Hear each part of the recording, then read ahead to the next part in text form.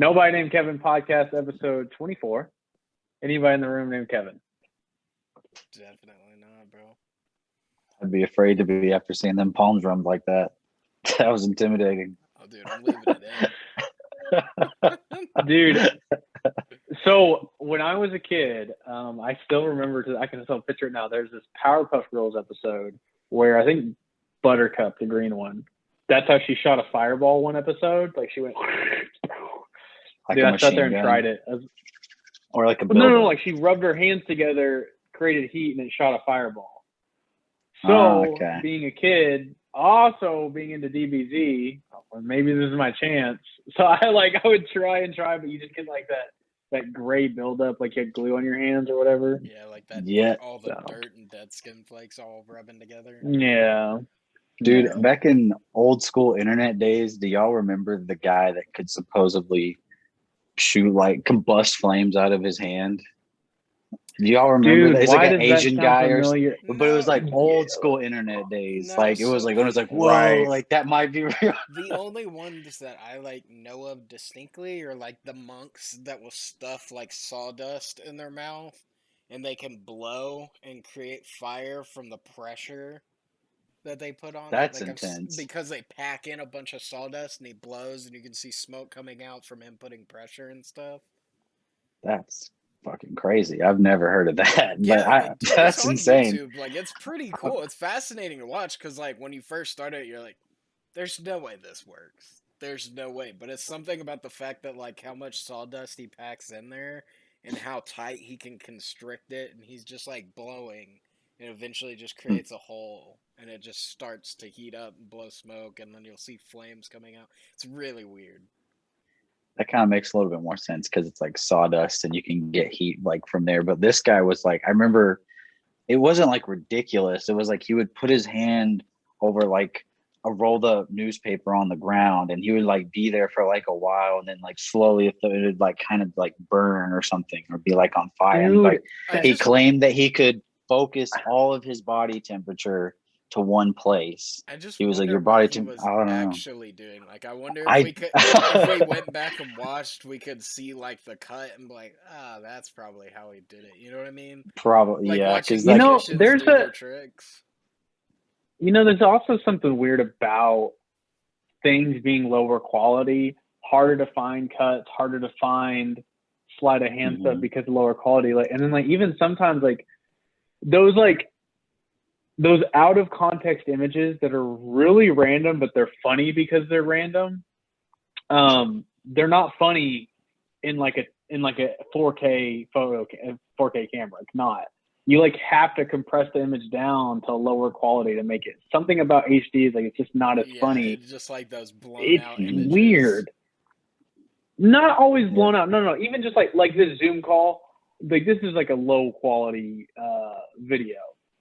But it's I can't think of an example because it's usually there's no 480p, no text.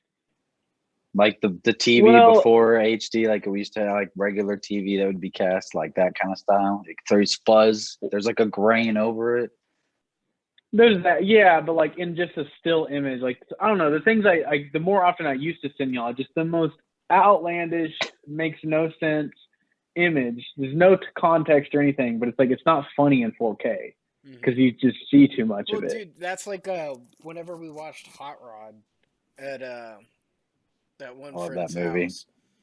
It's so much weirder seeing it on an ultra smooth TV because it just the way that Quentin and I remember putting it, and I agreed with him, was that it was pretty much it was just watching a really long SNL skit because of how clear the quality was, that it just looked like a soap opera, and it's just I feel weirder. I don't it's not as funny to me. It's just more weird now. Okay, yeah, there's a level of that. You can see where it doesn't look like there's borders. Maybe that's what it is. It just looks like it's paneling, with the characters, and when he falls down the hill, you can almost just see the rhythm to him falling. Mm-hmm. Oh yeah, no, dude, it's too much. But I know what you mean. I still think about the deep fried memes. I still don't understand that and how that's a genre of just blowing out images changing the contrast on them and stuff like that, and some people love the deep fried ones. Because that's hilarious. I think it's hilarious because I get where it's meta in itself, and then that meta spawns its own meta. What that stems from is early Instagram days when people would just screenshot to repost memes. They would always put another filter on it. And it's like, dude, you don't need to do that. It'd be a regular image. They put an Instagram filter. Do that 7 times because they felt the need to do that. And it just gets more and more compressed and more altered. When it's not like a photo of a person's face, it's not a self. It's usually like a text paragraph or something. It's like a joke. Why do you need to filter this notepad app? So yeah, I think it's hilarious. The stuff getting blown out, and they put the little 100 emojis, and then the crying, laughing. Yes, like, that was a thing. That was a thing. It was a thing. I witnessed. Do you remember where you were at? Maybe it's because I was not in like Instagram and stuff like that, so like I never got to see that be an actual like real thing. But now I'm just like stumbling upon the deep fried, and I'm like, I don't get the joke of this. Like, why is this funny? You gotta be there, man. Like, I can see the humor, but I just don't understand it. You know what I mean? I don't know, dude. One of my favorite memes are the ones where the guy's, the mind, like his consciousness or whatever, slowly being unlocked. There's like it just gets dumber. Yeah. And it just gets dumber and dumber. The like the early internet stuff, like really it's early YouTube is just like something that's like, it feels like it's gone forever. I remember there's this one video, again, it's probably fake, you know, but at the time it was so cool. Like he was like how to turn a laser pointer into a ray gun or something. I don't know what he called it, but he had a green laser pointer. So that was already weird. I'd never seen a green laser pointer in my life, but he opened it, soldered a few things on the board, and it started lighting paper on fire because he did something to the internals that would otherwise cause it to stop. And I'm just like thinking about it now. I'm like, I don't know, but it's just like that early YouTube stuff you come across that was like, why is this like viral at that point? Dude, when I think of early YouTube, I think of the David Blaine videos. I don't know if I ever showed y'all those or not. And like where you'd always meet those same 2 guys, right? These guys, just like he was acted out, but it was really funny. See, and then I think of like Terry Tate, office linebacker. Terry Tate and John. I know he's not YouTube, but John LaJoie, bro. Like, because that was just early YouTube for me. Like, yes, like there are those that like I get, but then there's some like people will reference. I'm like, I have no idea what you're talking about. And they're like, oh, that video had millions of views. How are you not one of them?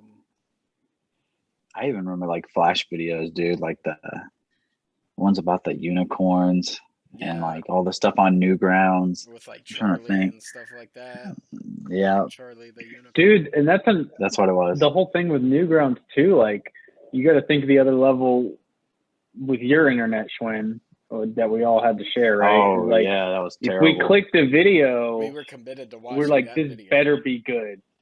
Yeah, when it's like, this better be good. Because like Newgrounds, you would just click a video and it has to load entirely before it plays because it's a Flash video. You know, so you're just like, man, I hope this is funny. My friend said it was funny, or like you're just taking a gamble. Yeah. You know, with YouTube, like or the little image. Dude, there's no telling. The thing that always gets me is like when you send a YouTube video. Nowadays, I don't feel that pressure as much when I just send a dumb YouTube video. But like back then, dude, if someone was like, you gotta watch this video when you get home, and I watched it and I didn't find it funny, I was upset because it was like, you just wasted time. I had to wait for that to load. It sucked. Thank you for wasting 30 minutes. Dude, but that's a whole other thing too. I mean, you're just making me think of more stuff. But like,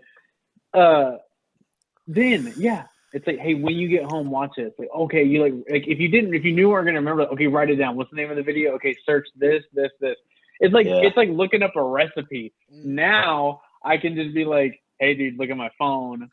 Check this out, or I can just send you the link. You can watch it instantly. There's not that day long of like, because the other person's trying to fill you in on the video, and you're like Stop! I'm gonna watch it. Yeah, I remember us waiting like an hour for some videos, or like the DuckTales Z3. We waited like a couple hours, and it had a joke where it would go into the negative and went back. Like that was a commitment, bro. Dude, right? What are we gonna watch? I remember when we'd put up like something, like a video or something like that, and it's like, all right, cool, let's go skate for like 4 hours. Nobody can mess with the computer till it's done. All right, cool, guys, it's done. Let's just skate and make sure we didn't mess anything up. Yeah, dude. It was good times, bro. It was like it. I don't know. The patience level of people nowadays is way different. Yeah, it's like, changed. Yeah, dude. I'll watch Selena. She'll go through her phone and she's like, TikTok 60 seconds, and even sometimes it's like 10 seconds in. No, 30 seconds. No, I can't make the rest of the other 30. It's like, dude, zero. Like you need like instant. Even with Instagram before TikTok, like. No. Oh, okay. No. Like it's just so fast now. Well, no yeah. patience. Well, even like the internet used to be, it was a commitment. Like Devin said, like if you picked a video, you committed to watching it all the way through because you waited an hour. Like, dude, I sometimes remember you waited an hour for that whole video, so you were committed to watching it.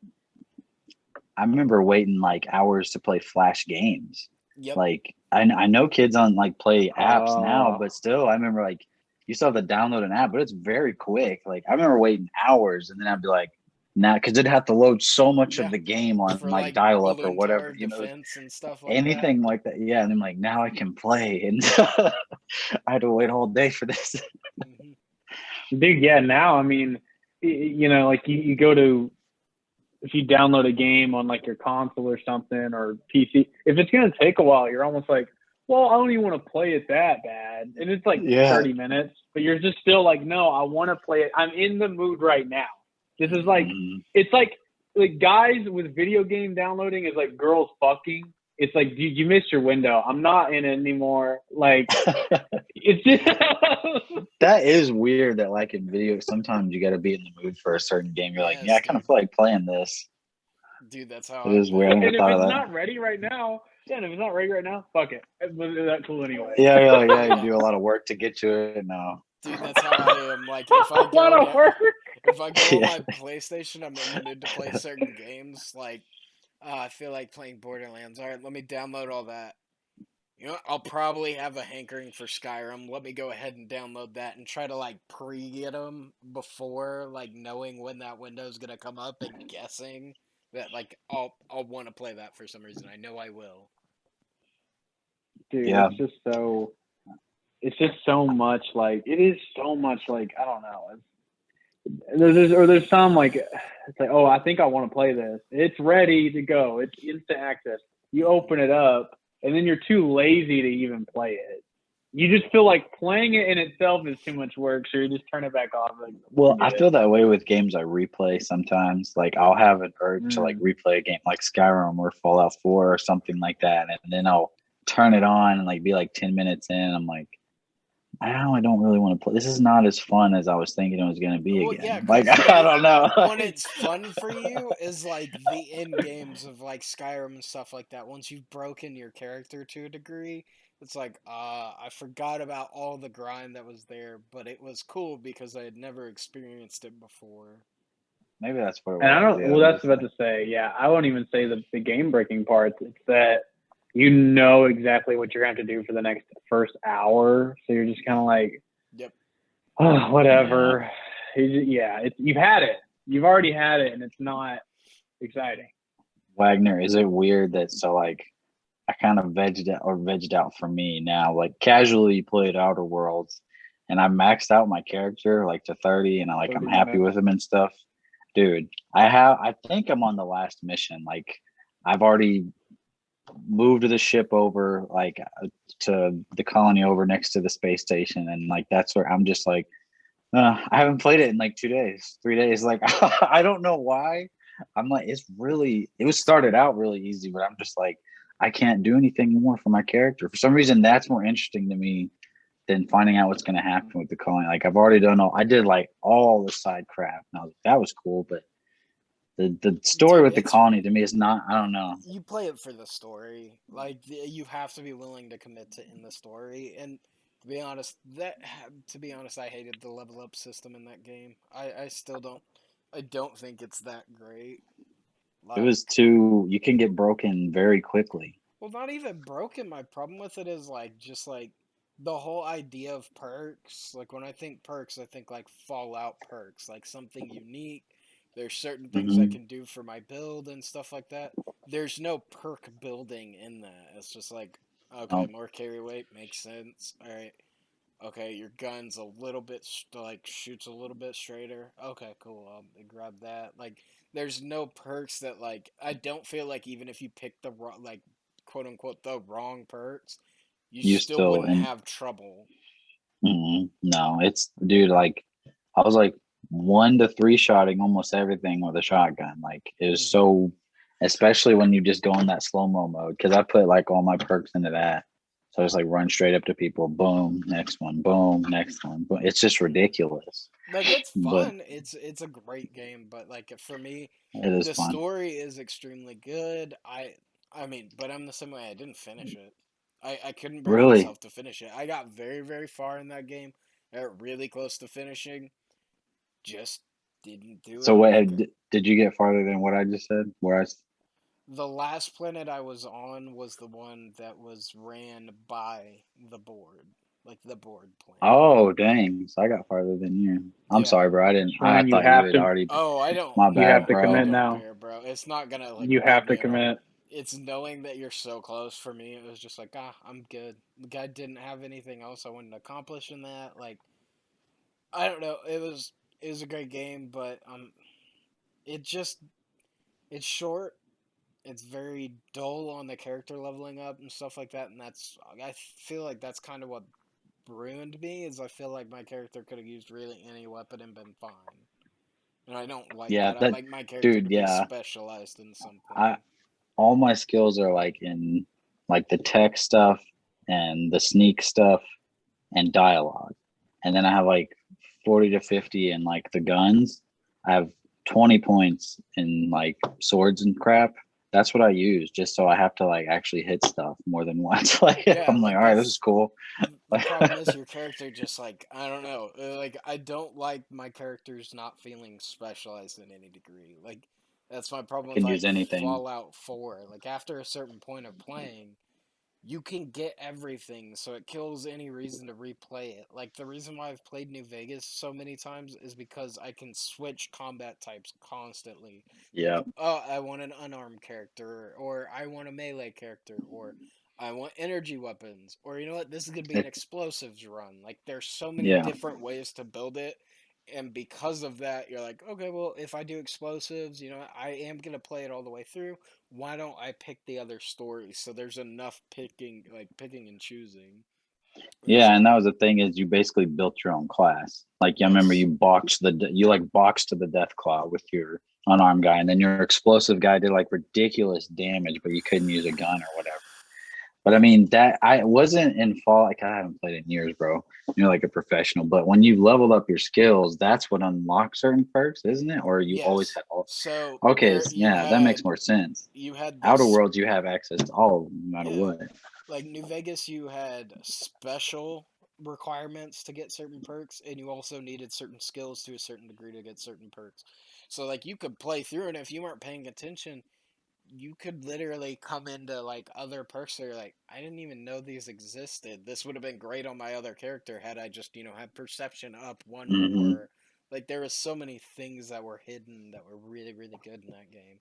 And then on top of that, just walking around doing certain quests is like, oh, I got a perk for that. I didn't even know I could. Like there were so many different ways to improve your Oh character. yeah, that's cool, dude. I always wanted to make a character that was just based on luck, like You just to see what you would just make that you you've would done just it.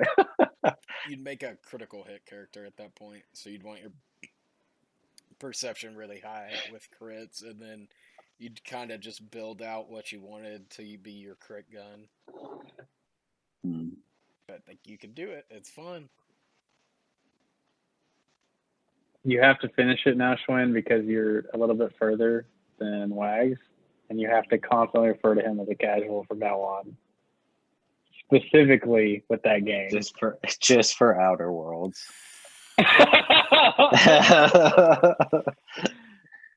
He's like, I don't really care. Speaking as a hardcore Outer Worlds player, I know coming from you as a casual Outer Worlds player, you probably won't understand this concept. However, let me break it down for you. Oh, dude, no. There's one game that like I've never fully beaten the campaign on, but it's not unusual. I've been playing a ton of Total War.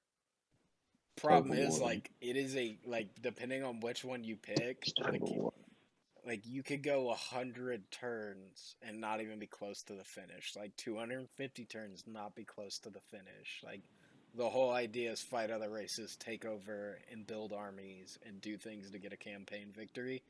It's so massive that it's hard to do on the version I play. So it's like, even if you get the trophy for completing a campaign, like it's like, 0.1% of players have actually done this. You think, dude? Yeah. It's pretty intense for a game about a race war. I mean, multiple races, yes. Hey, you're not gonna hurt my feelings, bro. It's like if you go Warhammer 40k, bro, the lore is much more different because like that literally is like the human races become like space Nazis. They kill anything that is not human, regardless of whether it's intelligent or not. We probably would do that. Like, is that really that far-fetched? Dude, Warhammer 40k lore is insane, dude. I love it. That's what I listened to on our the trip. I finished like 2 books like during the drive for our vacation. Dude,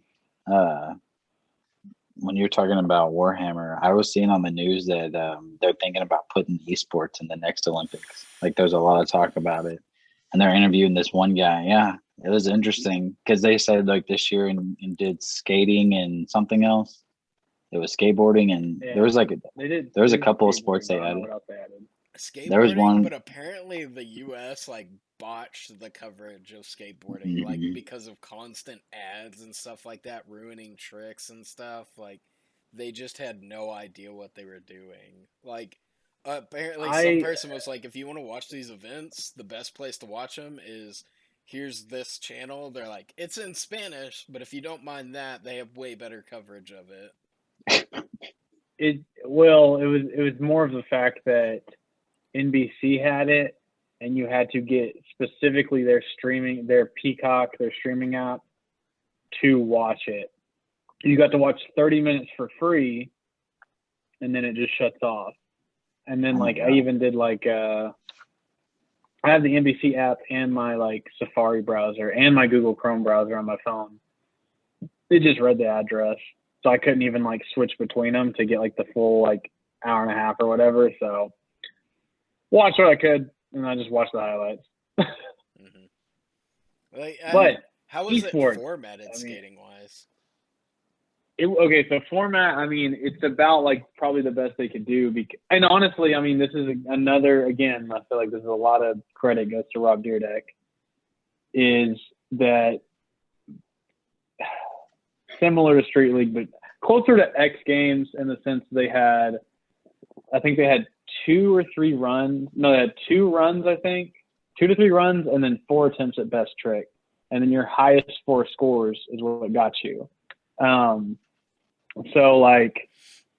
Yeah, I mean, there was one guy who got a rerun, which I think was kind of ridiculous because one part, there was a little panel that fell out one of the boxes on the side of the course.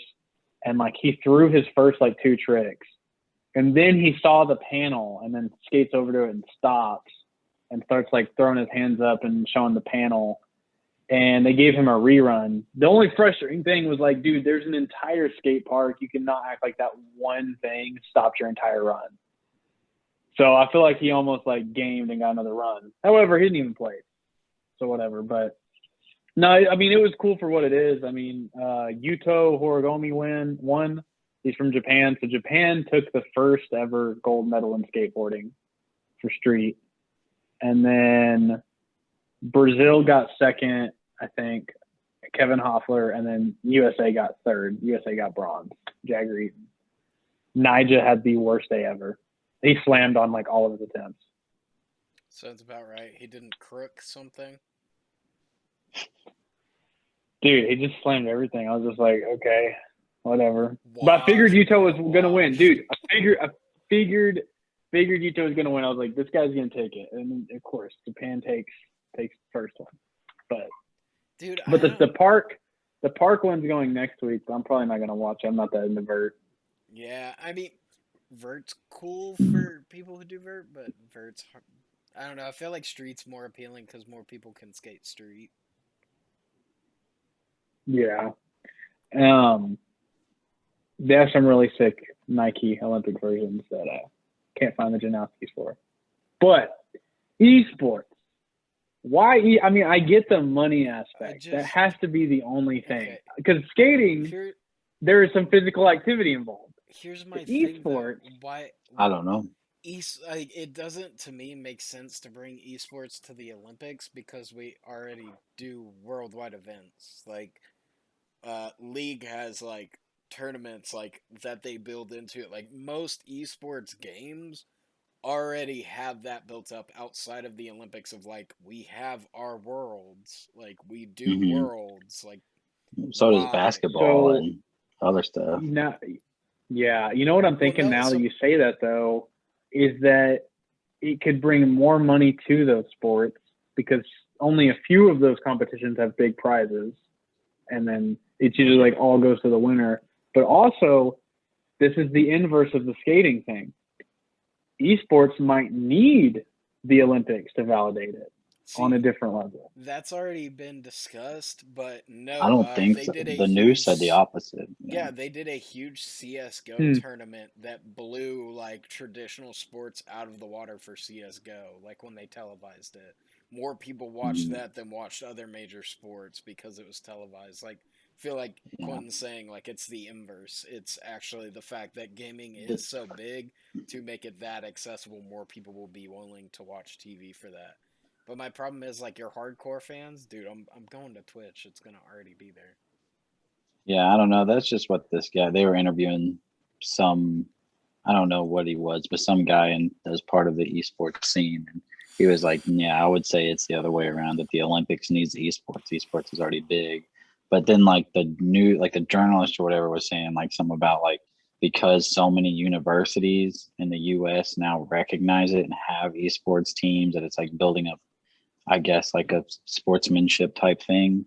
And, you know, I don't know, something along those lines, but it was a real short little bit. Because they bring in 2 new sports every year, but there's qualifications. Like, it has to be big in certain countries, which esports would qualify for it because it is worldwide. Like, it's really weird. Like, a certain amount of countries have to be able to participate in this, like, in the sport for it to be able to make it to the Olympics. I saw one dude, he like won so crazy picturing it. Yeah, it's just so crazy picturing it, you know, like the soccer players come out, they're like shredded, the crowd's going crazy, and then you have like a bunch of guys look like they haven't seen daylight in weeks come out, and the crowd's going crazy. You're underestimating the gaming scene, bro. The gaming scene is actually, like, the pro level is extremely fit because they have nothing else to do. Like, they'll literally play games all day, like scrim and stuff like that. Get up early. All right, bro, everybody's going to the gym. They all go work out. Like, a lot of them are actually really big into working out because they've got so much free time and they have a bunch of 20-something-year-old dudes with them. So they're always going to the gym together and stuff. They're always looking to eat right and stuff. I would also probably think just because your professional job is to sit down mainly. So you probably would need, to offset that.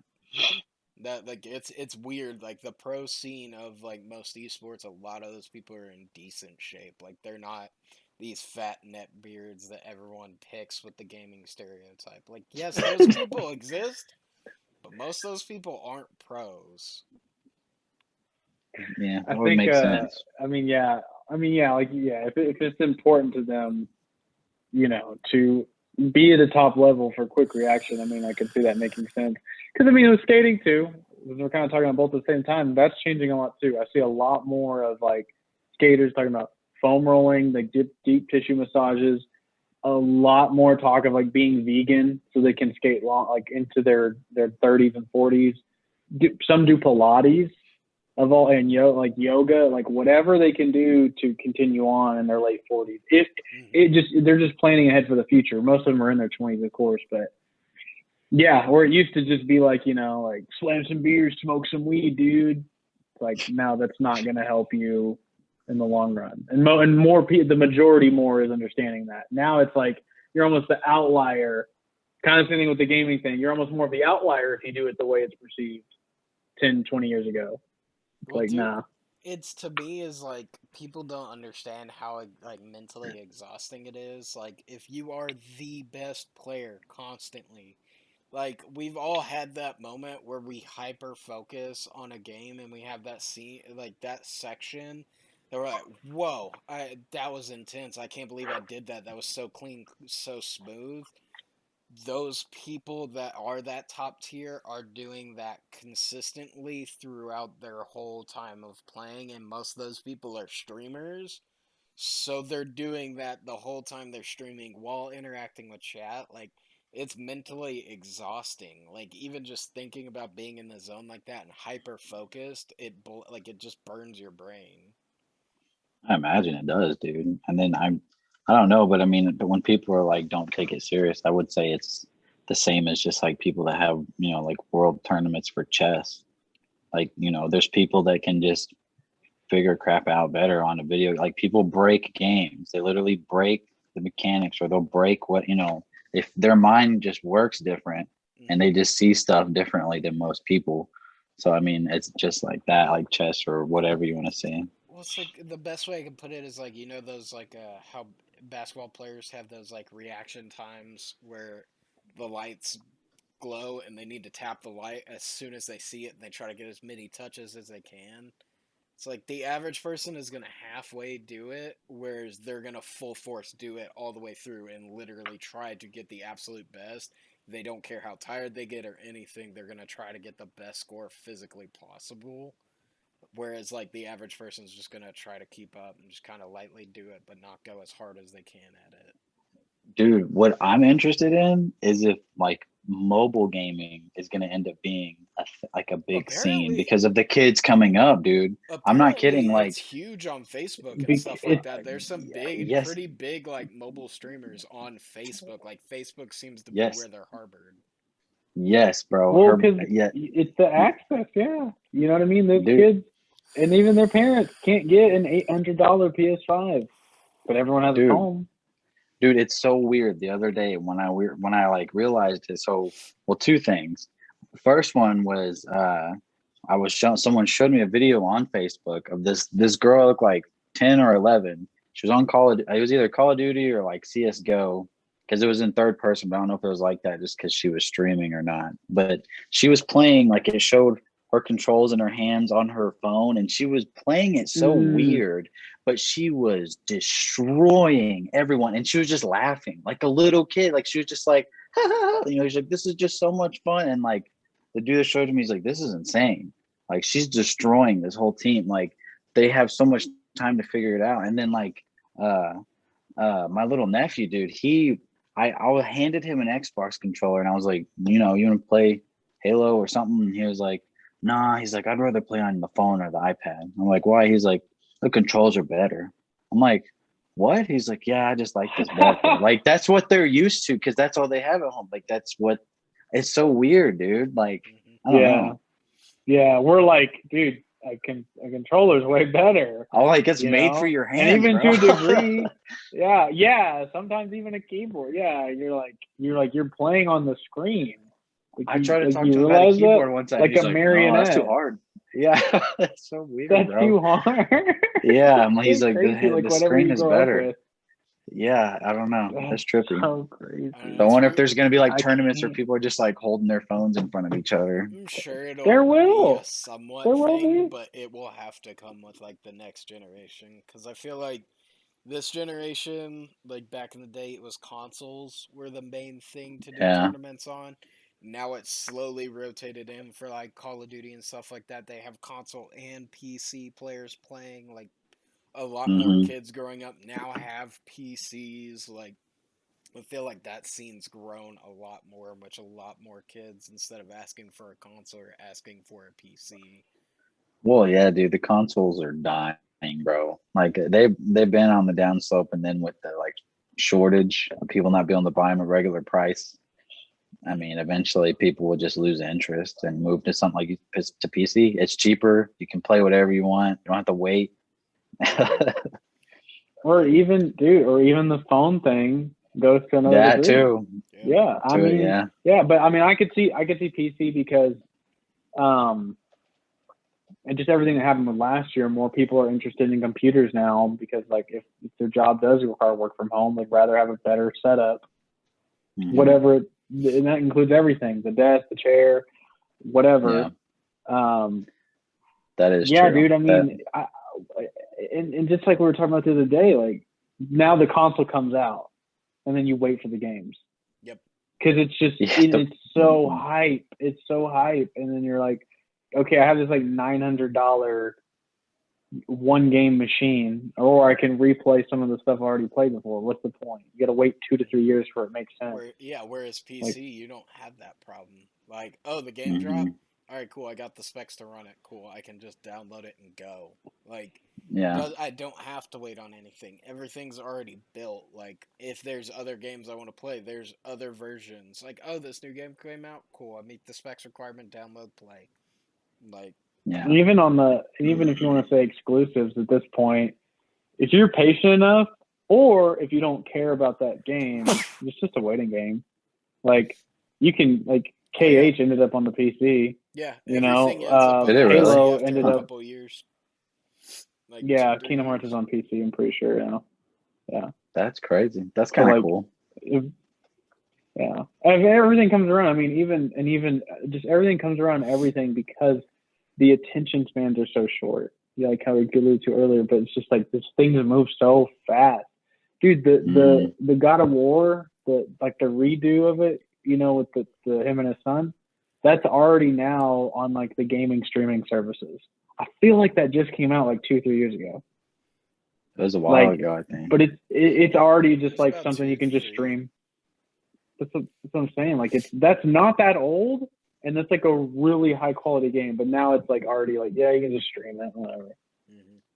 Dude, that's why why do you need a new console? There's so much like can still play. Like like the Xbox Game Pass is perfect, dude. $15 and I have like 100 games that I can play whenever. Cool. And they rotate too, like Netflix. Yeah, it's pretty cool. And it's not streaming. You download it, so it never glitches on you. It's different from PlayStation. Well, you can do both on PlayStation. You have the option to do both. The stream option. So how do you want to run it? Oh, okay. When streaming first came out of streaming games for PlayStation, it was garbage, dude. You'd go into like a queue, you'd get into the game, you'd start playing and everything like that. If it crashed, which oftentimes it did, it crashed, and guess what? Now if you want to replay it, you got to go back into the queue. So like in the beginning, the streaming side was garbage on PlayStation for video games. The only streaming I've had good luck with is Stadia. I guess because no one uses it. Maybe the servers are never bogged down, but you're only really playing with bots on there. Yeah, you probably never actually met a human. I only buy single player games. Dude, like I feel it's funny because remember, like GameFly tried to start this. They were like, let's be the Netflix of video games.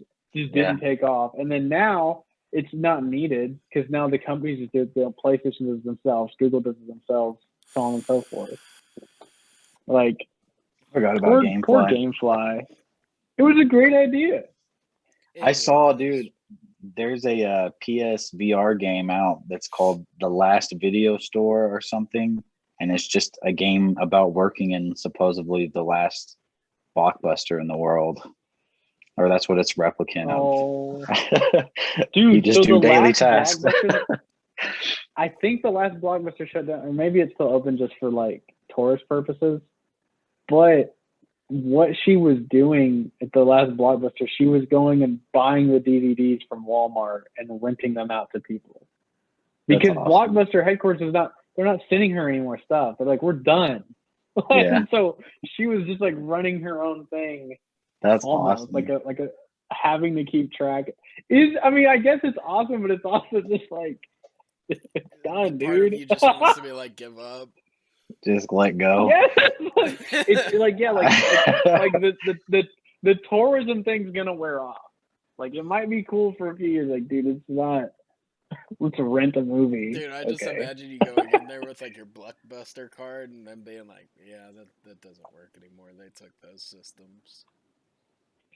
That's true. The whole system would be down.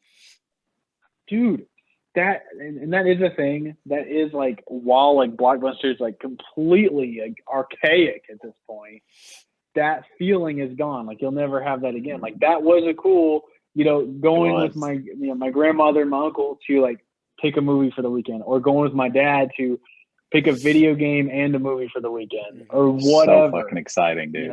It was so exciting. The Blockbuster smell. So you walking through those doors. Yes, bro. It really did have a smell. You'd have to pick a game, and you would have to focus on beating that game before the end of the weekend, dude. I remember doing a time constraint set that if you picked a game, you're like, okay, I gotta beat this, because if not, that's my game for next week, and I can't. Dude, I don't want to play that game next week. I remember doing that with our two buddies all the time, dude. Yeah, if you're having friends over, you're like, okay, cool. Maybe we get one single player game for myself, and then maybe I pick something up that's casual that everyone likes. Like, okay, I'll pick up Skate this time. Skate, everyone will play that. That'll be a good mess around game. You'd always get like, sometimes you'd pick out a really shitty game that just had a cool case. Yeah, you're screwed. You're screwed for the whole weekend. The whole weekend's run. You're like, all right, whatever. I remember one time it was like supposed to be like a skating game, but like I got it and it was just like a scooter skating game. Like everyone was like on little scooters, like not even electric, like the push and go scooters, but it was like in these skate. It was so shitty. I hated it. It was for the PlayStation 2. Yeah.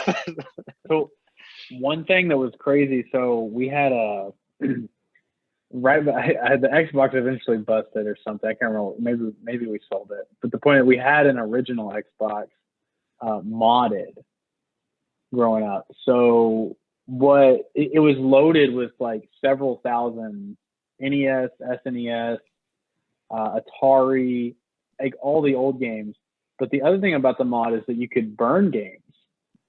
So we would just go to Blockbuster, pick a few games we liked, take them home, burn them to the console, load them back up, make another trip to Blockbuster, burn those. And then you kind of, if you don't want to feel like driving again, you just wait. But dude, like we had like Shadow the Hedgehog was burned on there. Like actual current games at the time were burned onto my Xbox. It was so, dude, I felt like a pimp. Like that was like the coolest thing to me as a kid. The clerk said something to my dad once. He's like, "Sir, we know what you're doing." He's like, "Okay." Okay. What are you gonna do about it? Like, he's just like, "Okay." That's why Blockbuster went out of business, dude. Stuff like that, and people never returning their videos and like $1,000 late fees, or people like our buddies that would go and rent games they already own but are really scratched up and won't work, and just switch them and then return these broken games like that. Like, dude, there are terrible ways to cheat that system, but it was great though. Dude, good nostalgia. I wonder if their parents knew that they were doing that. Like, I don't think so. Like, were in on the gig, or if they were like, "Oh yeah, y'all can rent some games," and they were like, "I know, okay, dude." I know their parents had like an outstanding debt before. Like, it went out of business. There wasn't. There was like one video giant. I'm not saying anything, dude. Oh, they're gonna come after us. We can save the business. These guys on this podcast said the name. We can save the business. We all get interrogated like a week later. Dude, just imagine our buddies like bound and gagged in a room with like one swinging light, and they're like, tell us where Final Fantasy 13's at, and they just like slap them and there's blood everywhere. They think they're gonna get like $2,000 for that one disc now. Dude, right? It's like $5. But the late fees, they were high, dude. No, I'm saying now, like they calculate the late fee from when they shut down, so it's like 10 years. Right, we now own your house. Yeah. Dude, your car gets repossessed over the video game addiction. Holy shit. Wouldn't be a video game addiction, it'd be the loss of one DVD. A kleptomaniac. I promise, man. I'll take the next ones back, man. I just put it on my tab, man. Come on. My buddy sees something to play this weekend. Get out! Dude, and then it comes back in a coat. I know that's you. Get the fuck out. I remember as a kid thinking, "Oh, like, man, it'd be so cool to work at Blockbuster." Like, all these movies. Dude, bro. Dude, you probably had the same thought. Me as a kid, I'm like, GameStop would be the coolest job. Yeah. Just around video games. You walk in there now as an adult and like they all look miserable. You're like, okay. Sorry about the grind, bro. Yeah. I don't know why I just pictured that you could just play video games all day and, you know, like, oh, and probably everything's free because you work there. Like, I don't know. As a kid, I'm like, it's just be great. Well, you think you're like, I'll never get tired of talking about video games. And then really the job is standing there for 9 hours, restocking stuff that gets knocked over. And you're just like, all right, this is boring as hell. I couldn't do it, even if it was literally like, because like with that job and the way GameStop works, like, oh, you have to be hyped about the newest game. Mm-hmm. I'm not that kind of person. I'm a very critical person of video games. It's just like, oh, dude, they got this game coming out, and I'm like, that's gonna flop. Like, I can't talk to you about how great this game is. It's gonna. I remember flop. back in the day, it was all about reserves. They're like, open up a huge book for stuff like 2 years out. And they're like, how many you want to sign up for? Yeah, they want pre-orders. They want like the biggest thing. The last time I spoke to someone who worked at GameStop was like the pro membership. Yep. Which yeah, because I you got did a discount. That literally because I was like, I've been on the other side of it. It's $11 for the full year.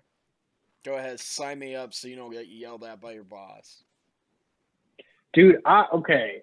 Yes, they had a thing. I think they discontinued. I think they had an elite membership. Yep. But it was like 30% off used. It was like 30% off used, and then these other coupons. And you got Game Informer in the mail. So I did it one year. I thought that was pretty legit. So I did. Is Game Informer still around? Probably. Yeah. It's still around, but yeah, that was a thing that was hyped too as a kid. I was like, oh my god, a video game magazine. Oh my god! I remember Game Informer. I remember being so pumped. Issues where they did they did Game and Farcer, where they did like a parody in the middle of the magazine, and like people would actually get pissed off and write them. That's funny. Dude, people are funny. I remember looking through and like looking at the video games, looking at the in-game like pictures, and be like, okay, this looks great. All right, this one's on my next list. Like, I want this. I can still remember like the page that had the Kingdom Hearts 2 preview. Like we had like it just had like 2 or 3 screenshots, and one of the screenshots it had Sora in like the Hollow Bastion area, and like another screenshot I think it had Warren from FF10. And as a kid, I was like, this looks fucking great. And it was just like one little corner of a page, like the top left corner. I was like, oh my god! I would go in there. I would just, because my brother would have the magazine, and I would just look at that page. I'm like, dude, I can't wait. I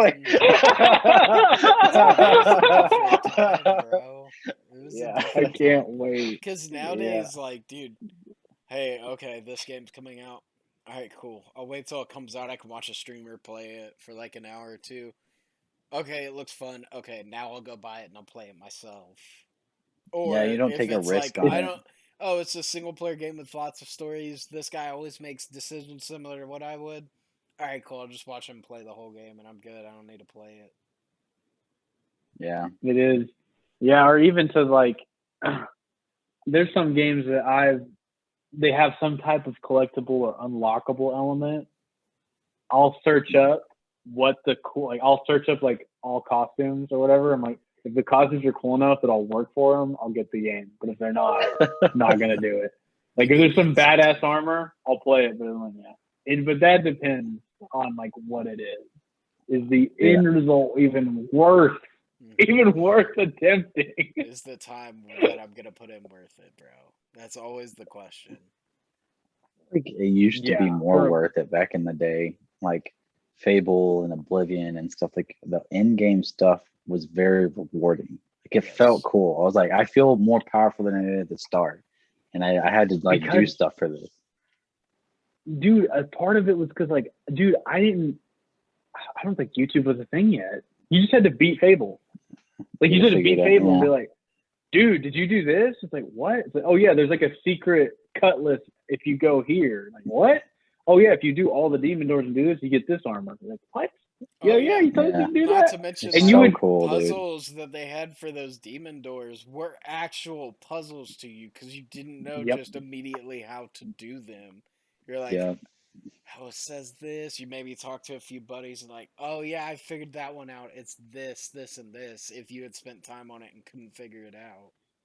That was dude. I probably beat that game like 6 times. Great game, dude. Yeah. Well, and like the rumors of like those old school game rumors, because like I remember, pretty sure Fable 1. You can get pretty sure Fable 1, but maybe 2, but I'm pretty sure it's 1. If you sleep with enough chicks, you get a pimp hat. Yeah. And I remember I was like, no. Yeah. It just sounded like a rumor. You're like, no. Yeah. And then you do it, and you're like, yeah. Well, like it's just dude, one of those things that makes that old thing before YouTube. Because if now someone told me that, I'd just be like, I would just literally go to YouTube like pimp hat Fable. But, okay, dude. So that's like a good example of that is like Pokemon with Magikarp. So like when Blue, Yellow, and Red came out, like those first gen models, it was a rumor that like if you leveled up Magikarp to a certain degree, his evolution was insane and super cool.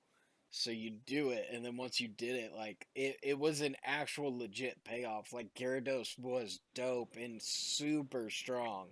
Like I remember being like 10 levels under and still being able to beat gyms with just Gyarados. Yeah, dude. Like another one I liked was because I was so into the Tony Hawk games. Tony Hawk Underground 1, still probably one of the greatest games of all time. I guess you'd call it the final boss, but it's the final challenge. Is your rival that you grew up with has your sponsor meet has the footage of like your best tricks or like you doing this like crazy trick over a helicopter, and he's not going to give it to you, and he's like a douchebag. So you have to skate him around the city. Well, if you beat the game, I don't remember the conditions, but I remember triggering it. I'm pretty sure if you beat it on SICK and you have a save file where you beat it prior on that same console, final mission comes up, the cutscene plays out, and he's like teasing you with the tape. You just knock him out and take the tape, and the game ends. You don't have to play him. Like, you don't have to skate around the city. And that was another one of those things. It's like a rumor. You're like, dude, if you beat it this way, like you just knock him out, and you're like, okay, yeah, dude, whatever. Those games of, like, and then you're like, what? Well, that was the fun of like Easter eggs and stuff like that back then. Is they would put them in, but nobody can confirm if they were real or not. You had one buddy who had found it, and like you would have people who would lie about Easter eggs. So there was always this thing of like, wait, so how do you trigger it again? Whereas now it's like, oh yeah, no, it's rumored that if you go here, here, and here and do this, rumor not confirmed, it's not a real thing. Dude, I remember. There was okay. No, good. I just remember me and our 2 buddies. We were their uncle, who was all like an adult, and we were like kids. He told us remember about the Ruby, Sapphire, and Emerald. There was like a certain part on the map. If you like went over the ocean, like eventually, I forgot what the conditions were, but we spent a whole weekend doing it. Eventually, you'd run into an island that had a shop that had infinite rare candies that you could buy and just level up your Pokemon. Dude, weekend, a whole weekend, all of us, each on our own game, like just combing this fucking ocean in Pokemon, bro. Like, never found it. Turned out to be a lie. He fucked with us. Dude, there was one in one of the Sonic collections, and there's been so many Sonic collections, I cannot remember exactly which one it was, but I remember just playing it so much as a kid that I didn't even know this was a feature, but you start unlocking stuff inside the old school Sonic games, like Sonic 2, Sonic 3, Sonic and Knuckles. I remember Sonic 2, I played so much, it unlocked the debug mode, so you could turn into any item in the game and copy it or duplicate it. So as a kid, that was my only chance to play a Supersonic. So I would drop every emerald, give myself like 200 rings, and just like shoot around a Supersonic. And that was the coolest thing ever. No one knew about it. I just found it on my own, and still, like, I'm just like, it's just built into it, and I'm just like, dude, like, I didn't even know that was a thing buying the game. I was just like, I just want to play Sonic, and then it's built in. It wasn't even in the manual either. It's like, if you do this, you do this. It just happened. Yeah, those Easter eggs. That's the best. Those were the best things that, like, in the beginning were great that video game developers did, of like, and let's throw it in there. And nowadays, like, I mean, shoot, even Battlefield like 4 had Easter eggs hidden in it that had to do with the multiplayer. So like they had the Megalodon version, like a Megalodon could spawn on the map and you could see it die. But you had to have enough enemy players and like players on your team go to a particular spot, and one person had to shoot one little glint on the map.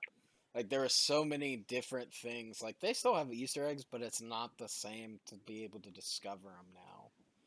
Yeah, there's a community. Discovered, you can see it. Whereas, like, back then, you either found it or you didn't. There's word of mouth back then. Yeah. There's, like you said, there's rumors, there's, myths, legends. Like, it's just the old school stuff, dude. Like, when you're talking about burning stuff on your Xbox, I remember in like 7th grade, there was a kid that would sell like, bootleg DVDs. Like, that was still a thing. And you're like, dude, this is only out in the movies and he's got a bootleg, like. Dude, that is how I saw Meet the Spartans, because that either him or one of his buddies would just like, he had a business, bro. He would sell you the burnt DVD. Alternatively, for $3 you could rent it. He would do. I forgot that. That has been the least of my mind. You just said that. I rented Meet the Spartans for like $3. Just thinking back now, like telling like my family, like, like, hey, that money we gave you. It's like, yeah, I've been renting DVDs from this kid at school. Like, but he would sell you, dude. I bought some CDs from him. He had like, I bought like a whole pack. I bought like T-Pain, T.I., and some other new album that just dropped, like all at once. CDs too, yeah. And just selling them out of his locker, man. I was just like, hell yeah, I want those, because like, I didn't know where else I was gonna get them. Like, yeah, that's it. I'm like, I don't know where else I'm gonna get them. Yeah, now no one had like not music streaming too, Yeah. Not everyone had access to the internet or computers, or knew how to do that. He just had one of those. He just had one of those CD boxes. Yeah, and that was the thing too. It was like, do you know somebody that can burn stuff? Mm-hmm. And it's like, it wasn't a skill. You just had to have a computer. It was just like, but yeah. And then some people took it to the next level. They got serious with their burning. There was laser printers you could get inside that disc tray to put a graphic on it. So they would like, like the be like, I'll burn you the CD and it'll have the photo on it that you like. It's like, damn. Okay. I remember. Y'all remember the movie The Longest Yard? Yep. I remember when that came out. My mom took us to like a friend's house, like a couple hours away, and like the weekend was planned around us all sitting around watching a bootleg version of that. Like, it wasn't out yet. And everyone was so pumped. I don't know. I just remember that. Like, The Longest Yard of all the movies. Like, that's what it was. Dude, that was a good movie thinking back on it. That was one of those like Adam Sandler movies that you never think of when you think Adam Sandler. No, because he's not yelling at me. Yeah, I'm walking it. That's one of those good ones, dude. I just remember like it was crazy too with games and stuff like that. If you pirated certain games, the disc would know that it would have been pirated. So like it became a thing in like the speed running community to trying to see if you could beat a pirated version of Spyro, because Spyro you had a certain time limit to beat it in. So and on top of that, certain worlds you had completed would not be completed anymore. Like certain dragon statues and stuff like that. It was crazy if you had a pirated version. So like for a while there, it became a challenge of like, okay, get a pirated copy of it, see if you can beat it before it breaks.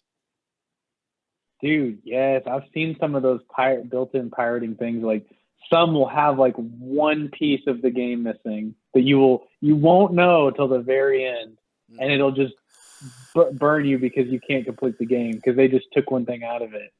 But I think one of the Animal Crossings, you might know this one, Schwinn.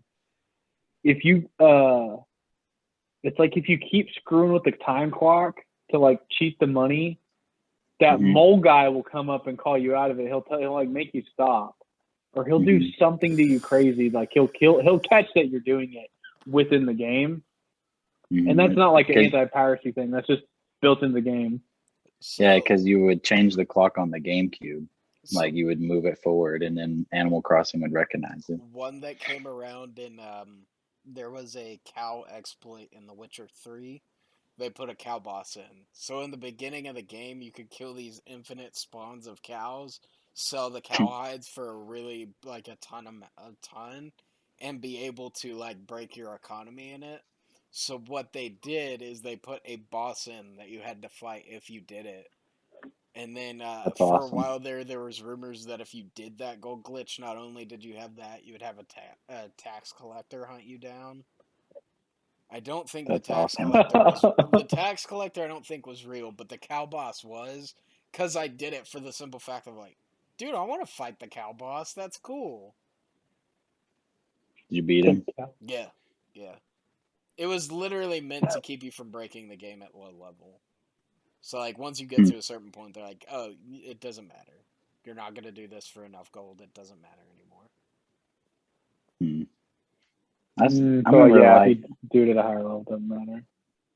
I know it's not like a big secret, but I remember like discovering when we were playing Diablo 3, the little like that, it was like a rainbow world or whatever, and you like slaughtered doesn't exist. Like fluffy looking. The cow world doesn't exist.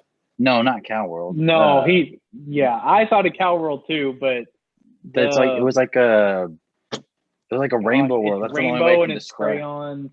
Yes, and there's like I can't think of names. Bears walking around, and you'd like slaughter crap in there. And I forgot how it what triggered it, but I remember when I was like, dude, this is crazy. Like, is this some secret shit? I just love the Cow World because they're like it doesn't exist, and it's you had to get a certain weapon, find it, sacrifice it to a very specific altar, and you could enter the Cow World. The Cow World. And it was like the Cow World doesn't exist. Like you needed the bovine. Dude, yeah, you had to like kill a couple waves of cows. Like that was the I was fortunate enough to get to play the cow level. Supposedly. Supposedly, that wasn't the real cow level. Cow level doesn't exist. It's fake news.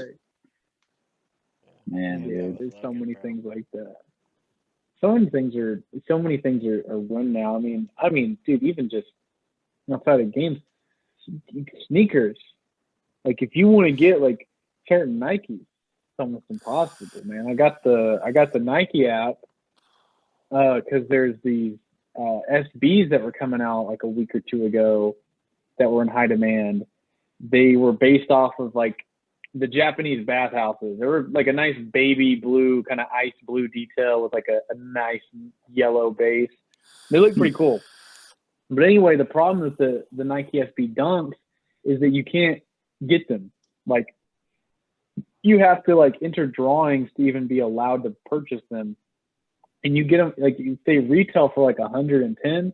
They resell from anywhere from $500 Some go in several $1,000s. Some are in tens of thousands of dollars for shoes. And the worst part is that these are, skate shoes. They're supposed to be skated. They're supposed to be torn up. They're supposed to be that. And it's like, dude, I'm not paying $700. I'll sell them for that. I'm trying to get in and get some. And I hate on the reselling thing, but also, I'm not going to turn it down. I mean, if I was able to get a hold of some, I would definitely resell. But that's just me. I'm not a shoe person. Like, I would just try to make a profit. I'm not a shoe person either because I look at at shoes as very like utilitarian. Of like, it's meant to be used. Like, it bugs me when people get like Jordans and stuff like that. Like, okay, they are basketball shoes. You are meant to play basketball in these, but it is no longer that anymore. So it's like, it's weird to me that that's how that's gone. That's like, well, because it's like, I think of like Shaq's business, and Shaq has a bunch of shoes and stuff like that. But he makes the shoes to be used. Like, he makes cheap, affordable shoes that are decent shoes for sports and stuff like that. I don't like the don't idea see of a buying problem a with couple it. $100 pair of shoes. It's just weird to me. Well, the funny thing is that, so with those shoes, if you don't wear it, so a lot of those basketball shoes and running shoes or whatever, if you don't wear them, they'll actually crumble like a cake. So, really? like, I saw a video of this guy. He had a pair of shoes that were like 10 years old, like mint condition. And like that part of the heel where you see usually like the air or the gel in those shoes, and he like rubbed his thumb across it, the whole outsole, and then the whole just started crumbling like a cake, just like completely destroyed. That's so weird. If you don't wear shoes, it doesn't compress and it doesn't like activate that stuff. And so there's something with it. And then he's like, I have the exact same pair, but these have been worn. He rubbed his thumb across it. It would not, it was just like a normal shoe. It just doesn't break. So those shoes that are in mint condition that haven't been worn, like you could probably just crumble them if you wanted to, like tens of thousands of dollars. Like that's the leathers so and stuff weird. like that dry out and stuff and start cracking, but if you use them for some reason, they don't. It's weird. It's a huge, it's a huge industry. Yeah. I mean, even there's these guys, there's a whole niche on YouTube. And like, I'm not like a sneakerhead. I just like shoes because I skate. So I just think they look cool. But this guy, like, he just films himself all day working at his shop. He just resells shoes all day, and he gets interesting people in there. Like, and he like haggles with them, and then it's just so fascinating to watch. And it is the most mundane thing. Like, he has like 5 or 6 phrases he uses. Like, he almost functions like some type of computer. Like, no matter what they say, they'll be like, I drove 6 hours to get here. Like, for sure. Thanks for coming in, man. And then like, it doesn't matter. It'd be like, I don't know, dude. It's so interesting. And then this other guy, he takes rare shoes into like other sneaker shops and tries to get them to react to it. Like, he had these pair of like PlayStation Nike Travis Scott Dunks that were like, there's only 24 of them in existence. And he would like bring them in and he tries to get them to react to them. He'd be like, what do you think's in the box? And they'll be like, holy shit. And I'd be like, well, how much would you pay for it? How much would you pay for it? Some of these shoes go for like $8,000, like off the rip. God, dude. Oh, yeah. Shit. Just to have. To put up on a shelf. Not to wear. I mean, I guess that's cool, dude. I mean, it's a collector's I hate the reselling item. thing, but right. If you want to, it's your money. I'm just like, I hate the reselling thing, but also I say I hate it, but I would totally do it. If I had a pair that was worth a couple grand, cashing out. Yep. Cashing out. Like, easy. Yeah, no doubt, dude. I mean, same thing with like anything, like video game, a card, like a poster, a movie, anything. Like, if anything ever came up was like this random thing is worth, I'd cash out ASAP. Let's see. I don't think I would. Like, weird things to me have like sentimental value that I won't. Like, my Magic cards, never sell those, even if they get super expensive. No, I'm good. I like them.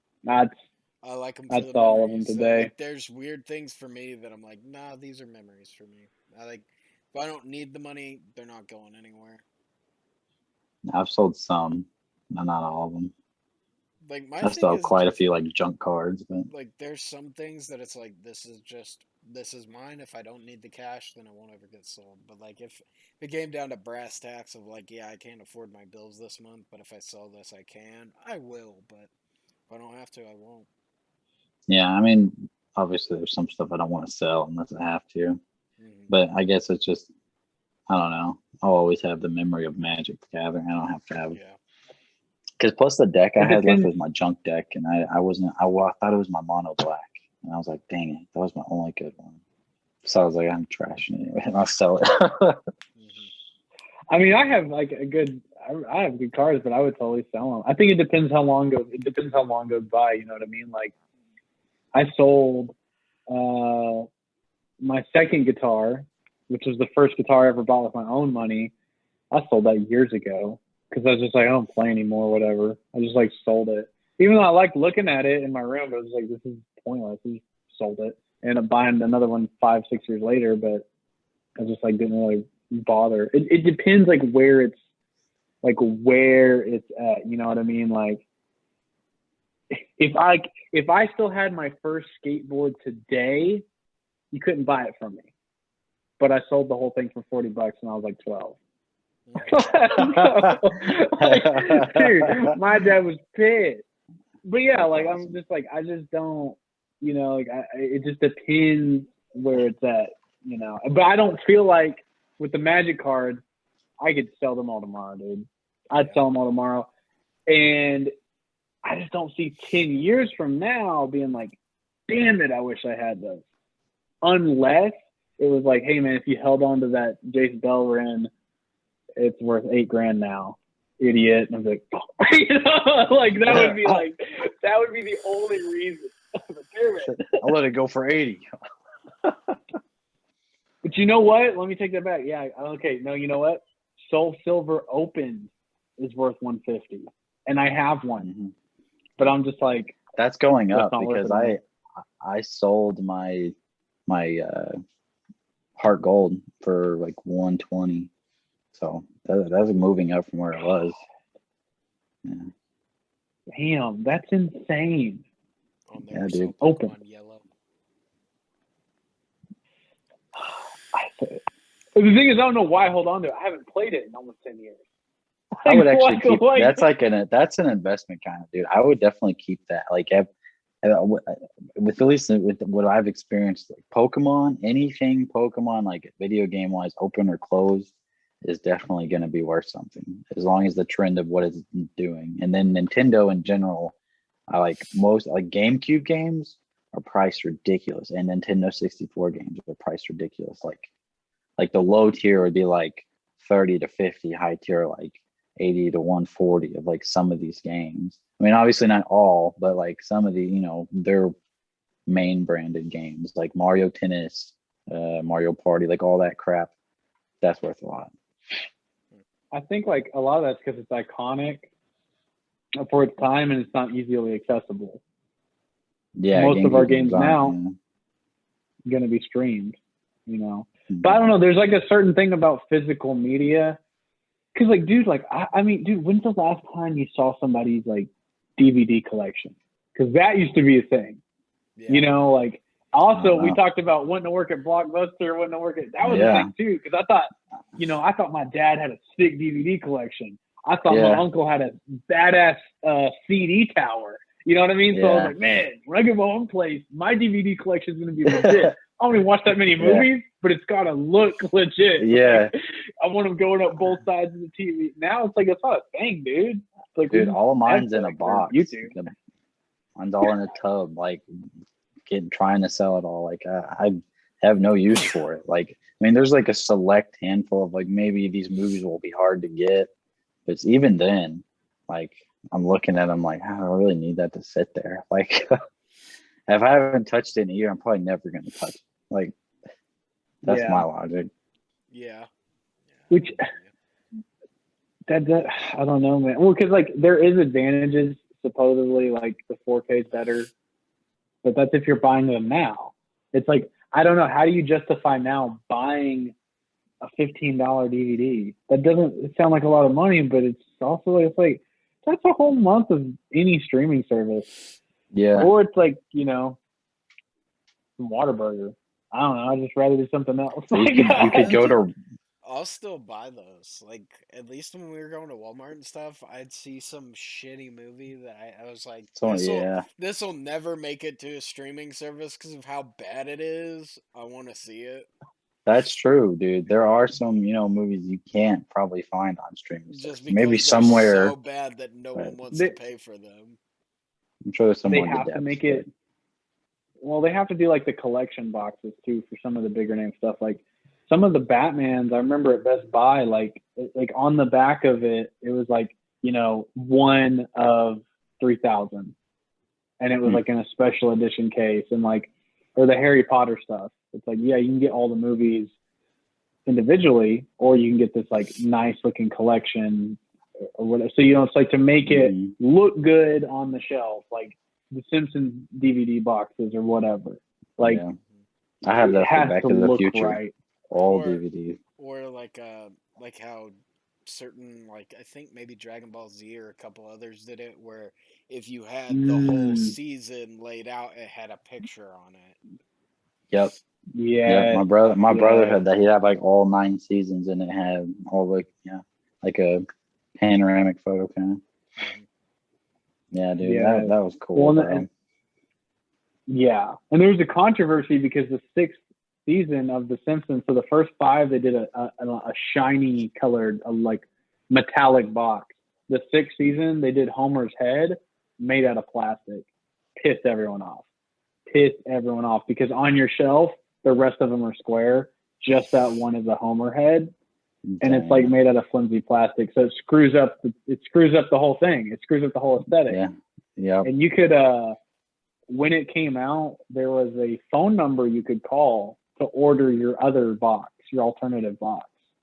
Dang. They printed the wrong number, so they had to figure out. Yeah, they had to figure out it was a 1888 number, and then the number doesn't. It's not a customer service rep to send you the thing. It tells you the website to go to order your alternative box. So you go there, you fill out your stuff, and it just insults you the whole time. It's like why do you want the other box? And it's like anal retentive. I'm a crybaby. There's like all these like horrible demeaning reasons of like they're pissed off that their customers just didn't want to use the Homer box. So that ran for like 9 years or so. And now, the site was shut down because they just quit buying the domain. But this guy went to the website and he like looked at the source code. It has every name and address of everyone who ordered the box. But it's a horrible web design on top of that. And so you can't get the box anymore. But now it's a collector. It's a collector item. It's like $130 if you want just the outer shell of that DVD box. Dang. Dude, there's even some games like that. Just the boxes I've seen like be for sold. Like Pokemon ones for the DS, like $18. You got like just the Pokemon. The black and white are worth a lot. Yeah, it's weird, dude. But you know what I'm gonna buy, dude? Speaking of a movie collection, I'm waiting for that Fast and Furious saga, dude. Pan it out, just put it up on the mantle above the fireplace so we can all, you know, show our respect. I will be tossing those into your fireplace. Oh, dude, those are 4K Ultra HD. Got all the commentaries, deleted scenes. It's polished garbage. Yes.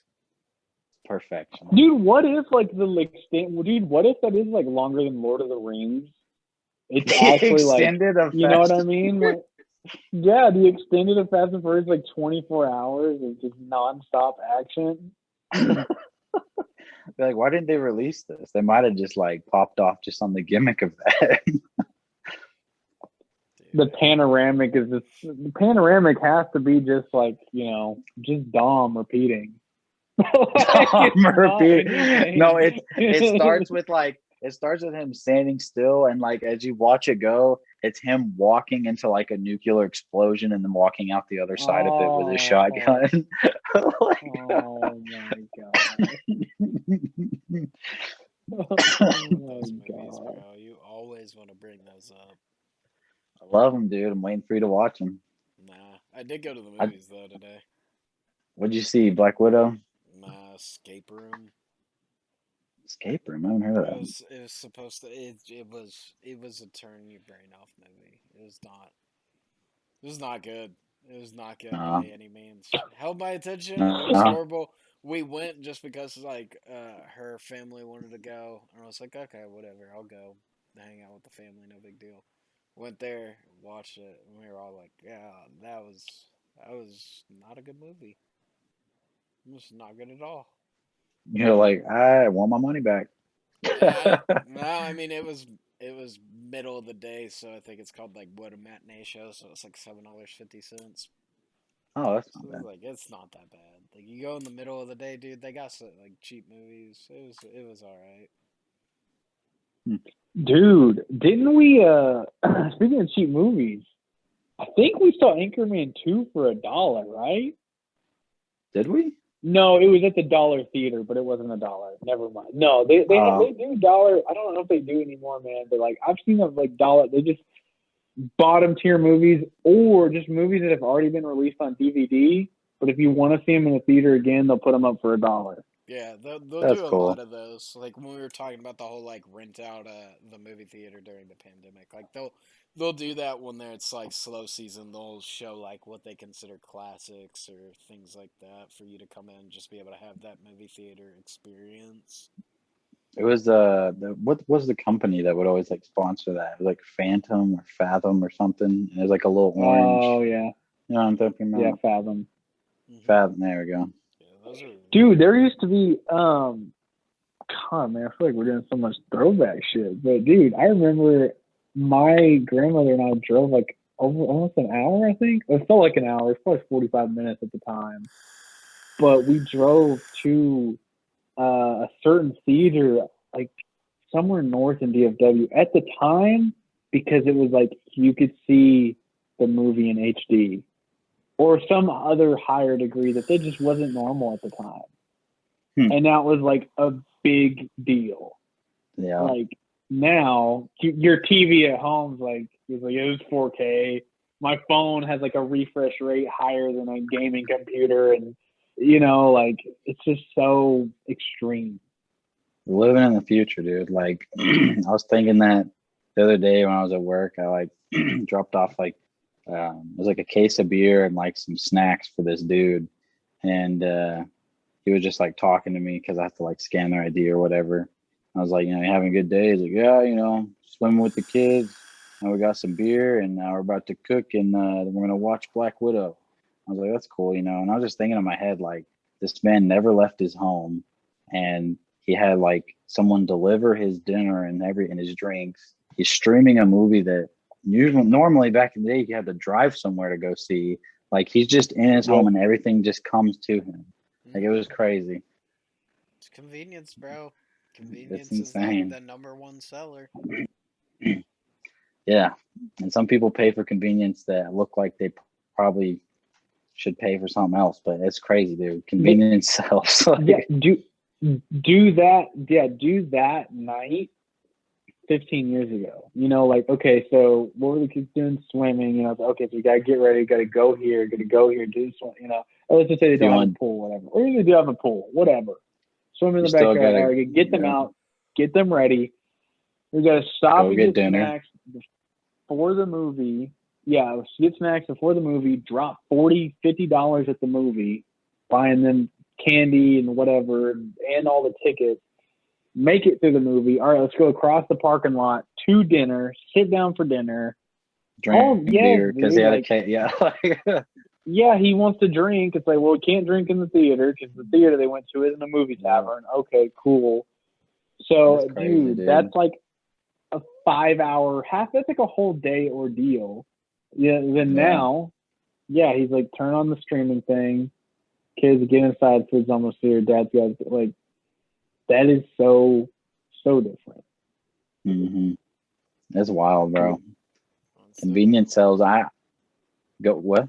No, it's crazy, dude. Just the idea of like, how much has that changed? Like, because HBO Max was like the first ones like that with Disney Plus and all that to bring, like, hey, This movie's out in theaters, but because of the pandemic, we're not going to stop the release of the movie. Just buy our streaming service. We'll give it to you day of launch. Like, you can just watch this brand new thing from home.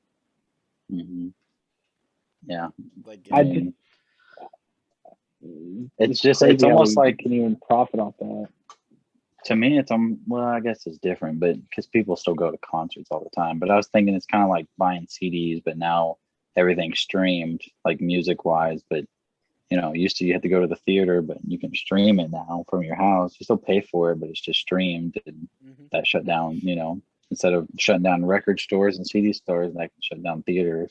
Yeah, Well, that's what everyone's scared about. But I still think there'll be, just like how there's drive-in movie theaters now, even though drive-in movie theaters aren't really a thing anymore. Like, they're still out there. There's like, a handful of them out there. Yeah, like it'll be one of those nostalgia things. Like, it'll still be around, but in a very, very limited capacity. It won't be as major as it used to be. The question is, which ones will survive and which ones won't.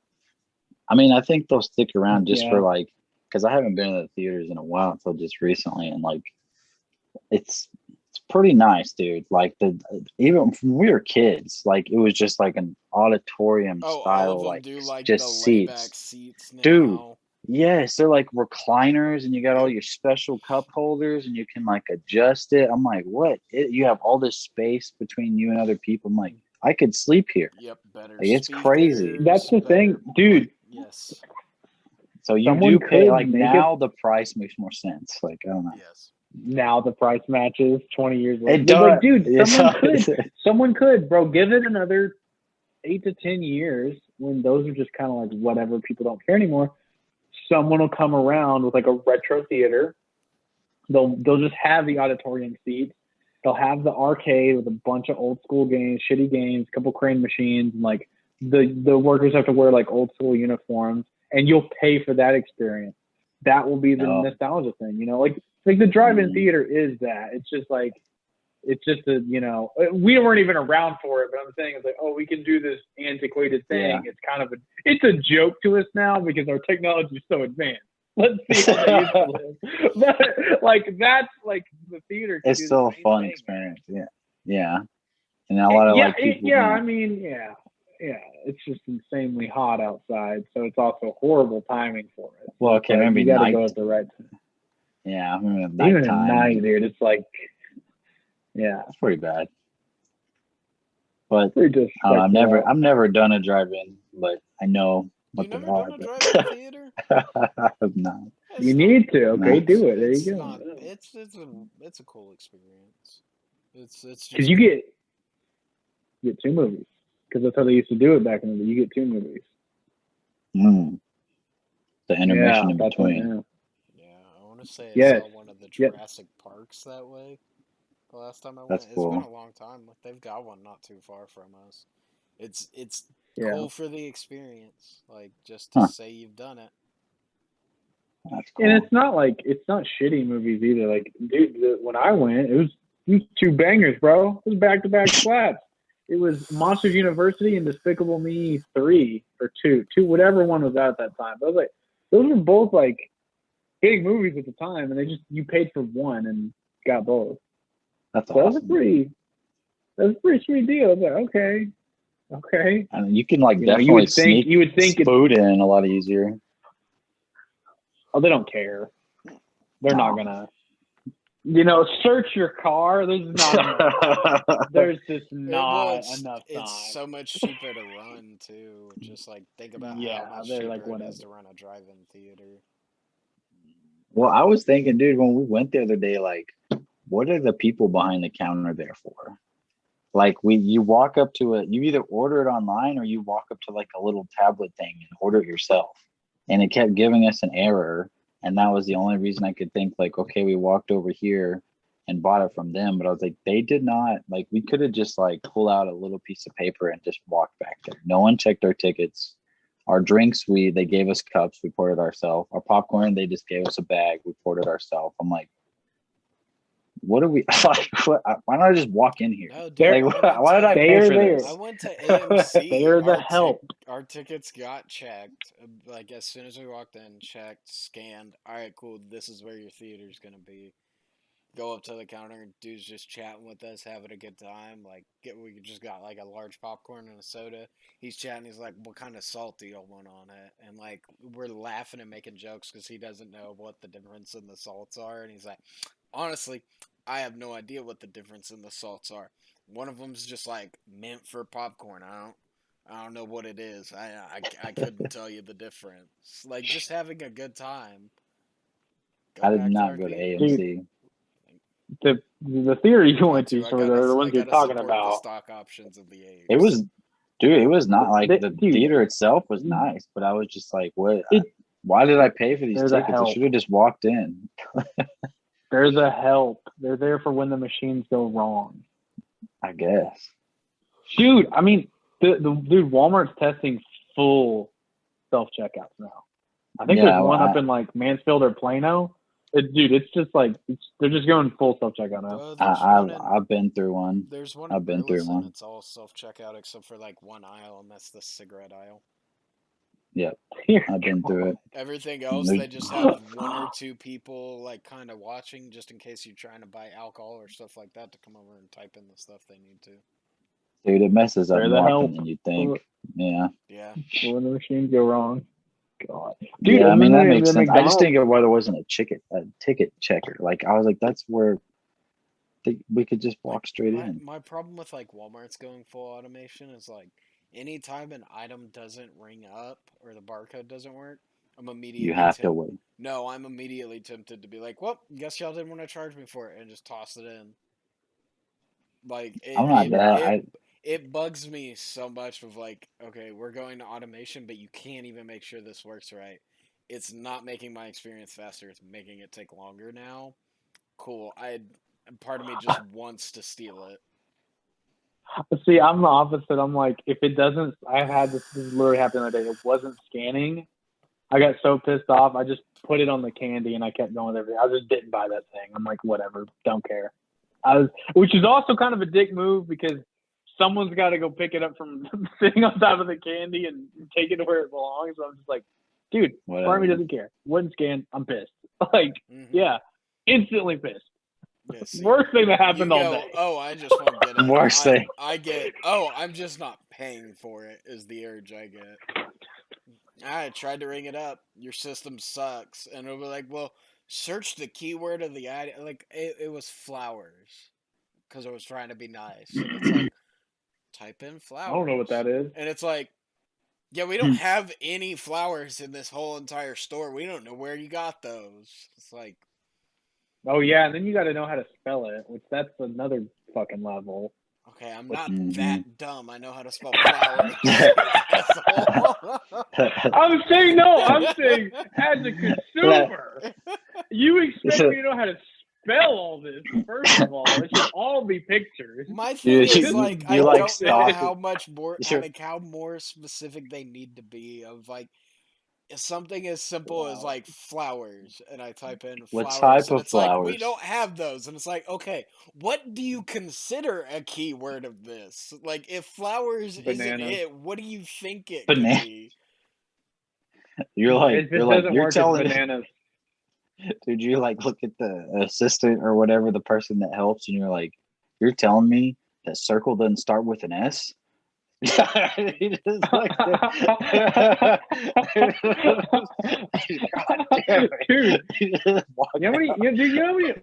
how many old people would be proud of you right now, fucking Clayton? You're living out the doesn't scan, must be free. You're just living it. No, mine is literally the simple fact of like, if I'm with an employee and it doesn't scan, they can get it solved like that. Like, they can immediately like, hey, I need to know what this is, and radio someone to go check it for them.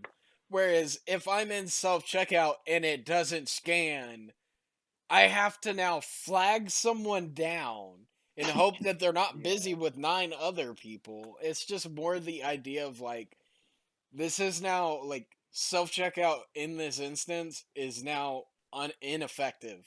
I don't like this. It should be quicker and easier. It doesn't work. It upsets me.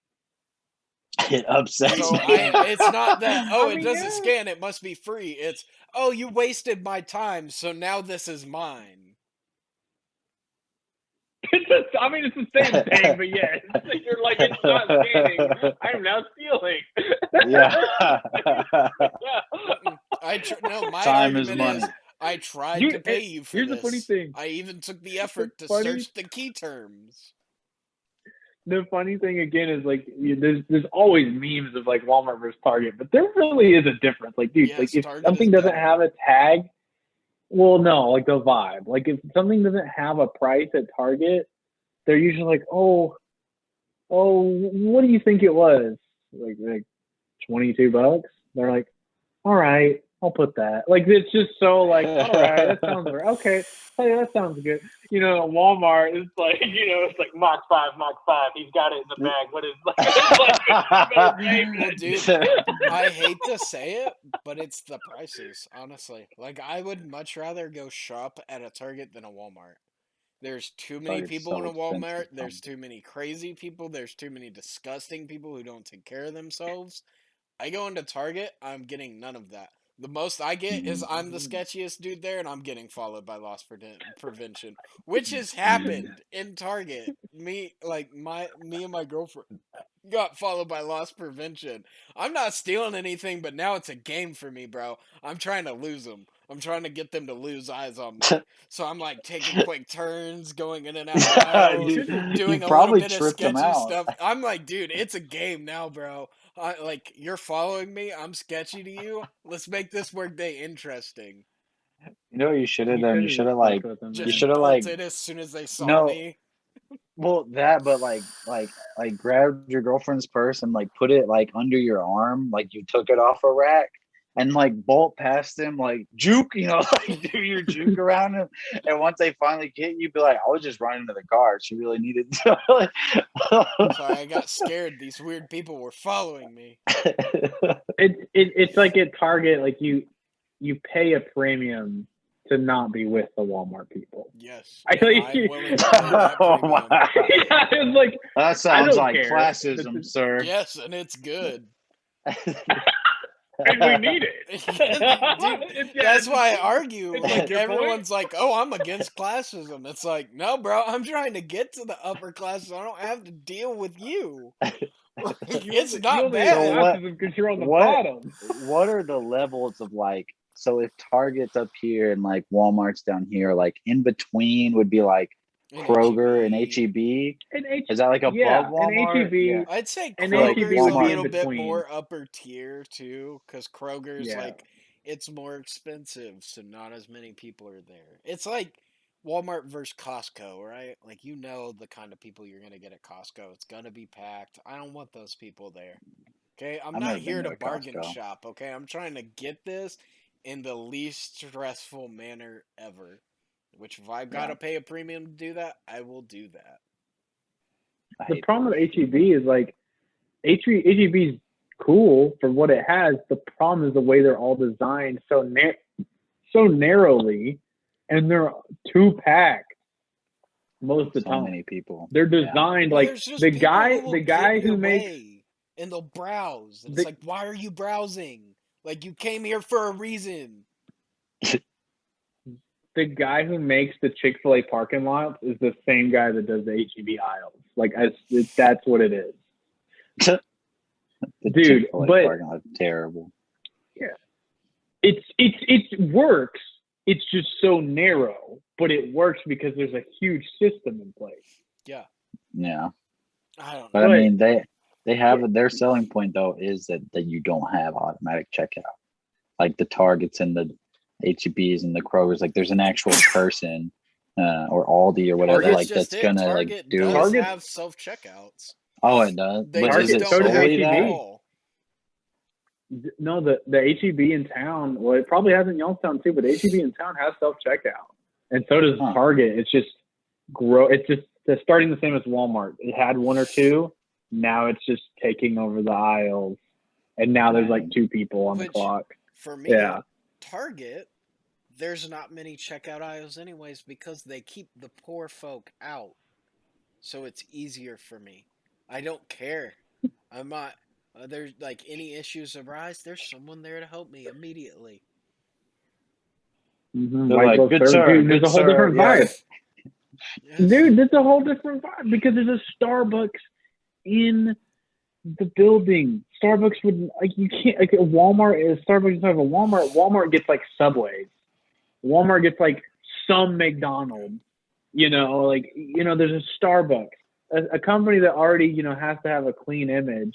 You know what I mean? And then you're paying a premium for the coffee that you're gonna drink while you shop in our premiums. It's a whole vibe. It's a whole vibe. Walmart does feel like it feels sketchy. It feels like you're walking in the wrong part of town. Yes. Yeah, it feels like you're walking in the wrong part of town. And dang, dude, yeah, you're so defensive. You're so defensive of your basket, and you just you hate everyone. As soon as the doors open, you hate everyone. I feel that way in HEB too, but I don't think anyone's gonna rob me. I just hate everyone. At one point, dude, this is recently. I had people behind me, in front of me, next. I couldn't move. I just stepped away from my basket. I was like, "Fuck it," and I just started walking down the aisle. And she was like, "What are you doing?" And the lady behind me was like, "Oh, really?" Like everyone's just. I was like, "I'm done, dude. I'm not pushing this anymore. Y'all are just everywhere. I'm surrounded." Like, what are we doing? Really? What are we all looking at? Got a problem, lady? So, dude, talking about sketchy, our stay in Atlanta, dude. Let me give you the scene. It's been a 12-hour drive. We get in. Girlfriend and her friend are like, "Yeah, we picked out a hotel to stay at." Let me give you the surrounding areas, and you tell me whether you think this is a nice place and whether it was actually a hotel or not. There is a Popeyes, a Wendy's, and a liquor store. The liquor store has bars on it. The Wendy's has a security guard. You tell me, hotel. You think it's a hotel? I think that's a stay by the hour. No, that was a cheap motel. It was so sketchy, dude. That's hilarious. Sketchy. A motel. A motel in which I literally didn't feel safe in, and we were supposed to stay there 2 nights. I was like, no, we are not staying here 2 nights. I will not stay here another night. We will do tonight. That's it. And they were like, well, where else are we going to stay? I was like, I don't care. I will pay. So we ended up paying another $400 for us to be able to stay another night in Savannah because I did not want to deal with that because of how sketchy it was. And as soon as we got there, I was like, well, let's have fun. Let's look up the crime rates. All of them above the nation average. I'm like, why would you sketch yourself like that? Bro, dude, I needed to know what I was getting into. It was, nothing happened, but bro, it was sketch. We get turn on the TV because we're like, okay, maybe we could distract ourselves with some TV, try to fall asleep. Turn on the TV. The TV is a brand that I've never heard of called Sharp. The whole thing is blown out and burning green. So, we're watching Shark Tank with a green filter over it. Bro. So sketchy. Dude. I've never heard of a Wendy's with a security guard. That's how you know how sketchy it is, bro. A Wendy's with a security guard. I stayed in a motel for a few hours once, and it felt sketchy. I mean, just beginning to end. It was in Dallas, and you just take two turns, and all of a sudden, it was sketch. And then, to pay, I was behind bulletproof glass while I was paying. And I was like, man, this is already probably not the best part of town. And then someone else walks in behind me, and you do that where you're like, I'm not turning my back to anyone, so now I'm standing like this in the place with the bulletproof glass. I'm not turning my back to you. I don't care how you feel about it. If you're gonna do something to me, at least I'm gonna see it. Yes, I'm not saying I can kick your ass, but I want to see my ass get kicked. Bro. Know it's coming. So then, and then in the door. Never have I seen this in other places, and this is another reason it was sketch. It had one of those those circular, those weird locks that you put in, the door jams. Like, no, like even if they break it, they can't get past that part. I was like, okay, why would someone? Okay, this is getting really weird. Yes, dude. I've never been so sketched out in my life. Just like this. Oof. Never again will that happen. Like, I'm sorry. The Yeah. crazy. It was so sketch, dude. But synopsis of the whole trip: the Atlanta Zoo was awesome. Like it, different vibes. All the animals were like super active and playing around and doing stuff. It wasn't like Fort Worth or Dallas where you go there and the animals are just kind of chilling. The animals were all up, active, and doing stuff. So great experience there. Savannah, dude, Devin, if I were gonna give you a vacation as a single man, go to Savannah, dude. It is because they do drinking laws where you can take drinks out on the street in the part that we were in. I guarantee you it became a game for us to see how many bachelorette parties we could spot. Dude, we spotted like 7 within an hour. They were everywhere, dude. Dang. So they have like so we had like the margarita factory. They had that but to go.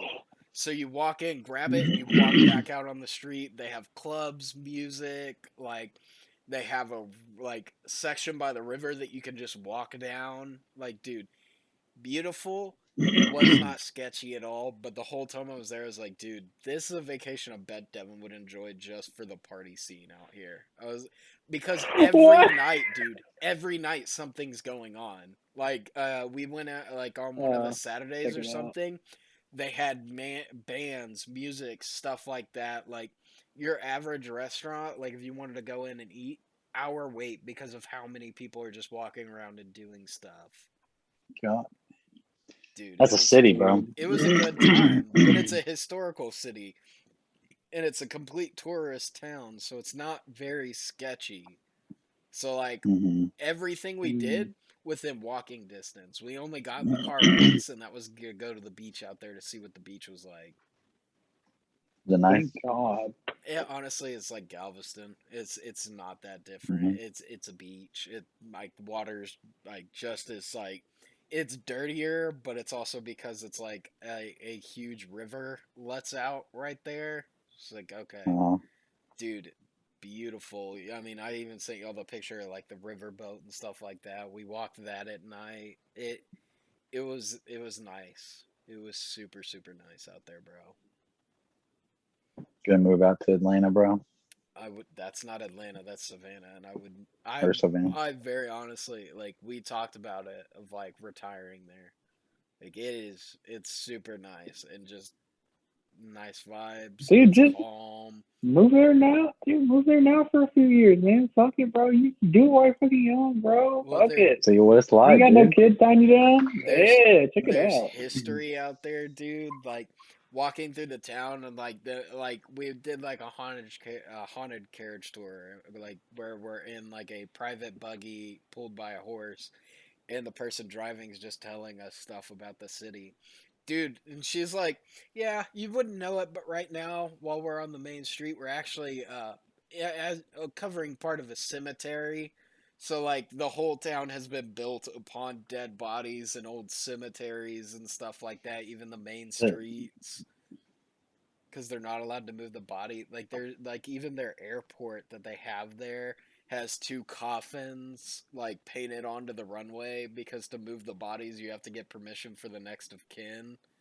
The relatives wouldn't let them move it, but in Savannah they're allowed to build over it, so they built over the graves. Dude, it's crazy amount of history in the town. It's what insane. a loophole. Dude, it's insane. Yeah, that's the loophole, yes. The loophole I found today was the Delta 9. No, Delta 8. Delta 8. Oh yeah. There's a there's a law that like it's like THC dude, taken from I went to I went to a CBD shop to get a vape shop to get CBD because I've been using the gummies again lately to sleep so I can get up earlier. But anyway, the point is, like, I'm out. Let me go check it out and to get some more gummies. I asked the guy, I'm like, yo, I just need CBD. And he looks at me like I'm an idiot. He's like, why would you get CBD? He's like, have you not had Delta 8? I'm like, what? He's like, Delta 8.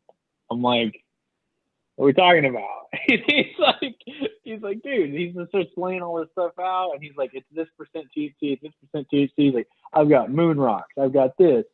He had a blunt like fatter than like probably the fattest part of my thumb, like about a good 3.5, 4 inches long. He's like, yeah, this is a Delta 8 blunt. And he's like having me smell this stuff and these cartridges, and he's like, yeah, bro. He's like, it's pretty good, man. Like it's a loophole in the law because the law doesn't say Delta 8 because we just found Delta 8. And he's like, Texas is trying to ban it, but right now it's completely legal. I was like, okay. So there's a guy that's on probation. You can't do Delta 8 if you're on probation because you'll still pop for THC and they don't care. They're not gonna care where you got it from. Like, no, it wasn't weed. It was Delta 8. Like, they don't care. It's more just the idea if a cop pulls you over with it and they can like see that it's Delta 8, you won't get anything for it. Dude, that's most of the packaging says like real big bold letters, legal THC on it. Mm-hmm. Yeah, dude, he's trying to hook me up with some crazy stuff, and I'm like, dude, I don't really know what this is yet. You know what I mean? Because like, sure, it's THC, but it's like it's still foreign in a way. I was like, yeah. I was like, okay. And he's trying to recommend me the strongest thing. I was like, dude, I don't want the strongest thing. I want something to try, and I still want the CBD. He's like, why do you still want the CBD? I was like, because I know what it is. I know what it's for. I'm just trying to go to sleep. It's like trying to explain to him, like, I'm not trying to get high. Like, I'm just trying to be able to sleep better. So you want weed? No. No. Yes! Like, dude, he's like, take a few hits of this, man, see what it does to you. And I was like, see what it does to you. Yeah, it's like a stoner that doesn't understand, like, you don't want to be a stoner. And you're like, no, I don't want weed. I don't know, man. I think pot would solve all your problems. Like, that's not what I'm here for, man. I'm just trying to have a natural way to fall asleep. So weed, then? No, not weed. Yes. Yeah, he's like, yeah, this is the most chronic stuff. Like, there's, like, you know, you got this. I'm like, yeah, it's the same thing as like if you were in a trap house and you're like, yeah, man, I really just want some weed. I'm gonna head out. It's like, but have you tried crack? No thanks. I really don't want to. Like, he was just going. And then he showed me this one cartridge. He's like, this.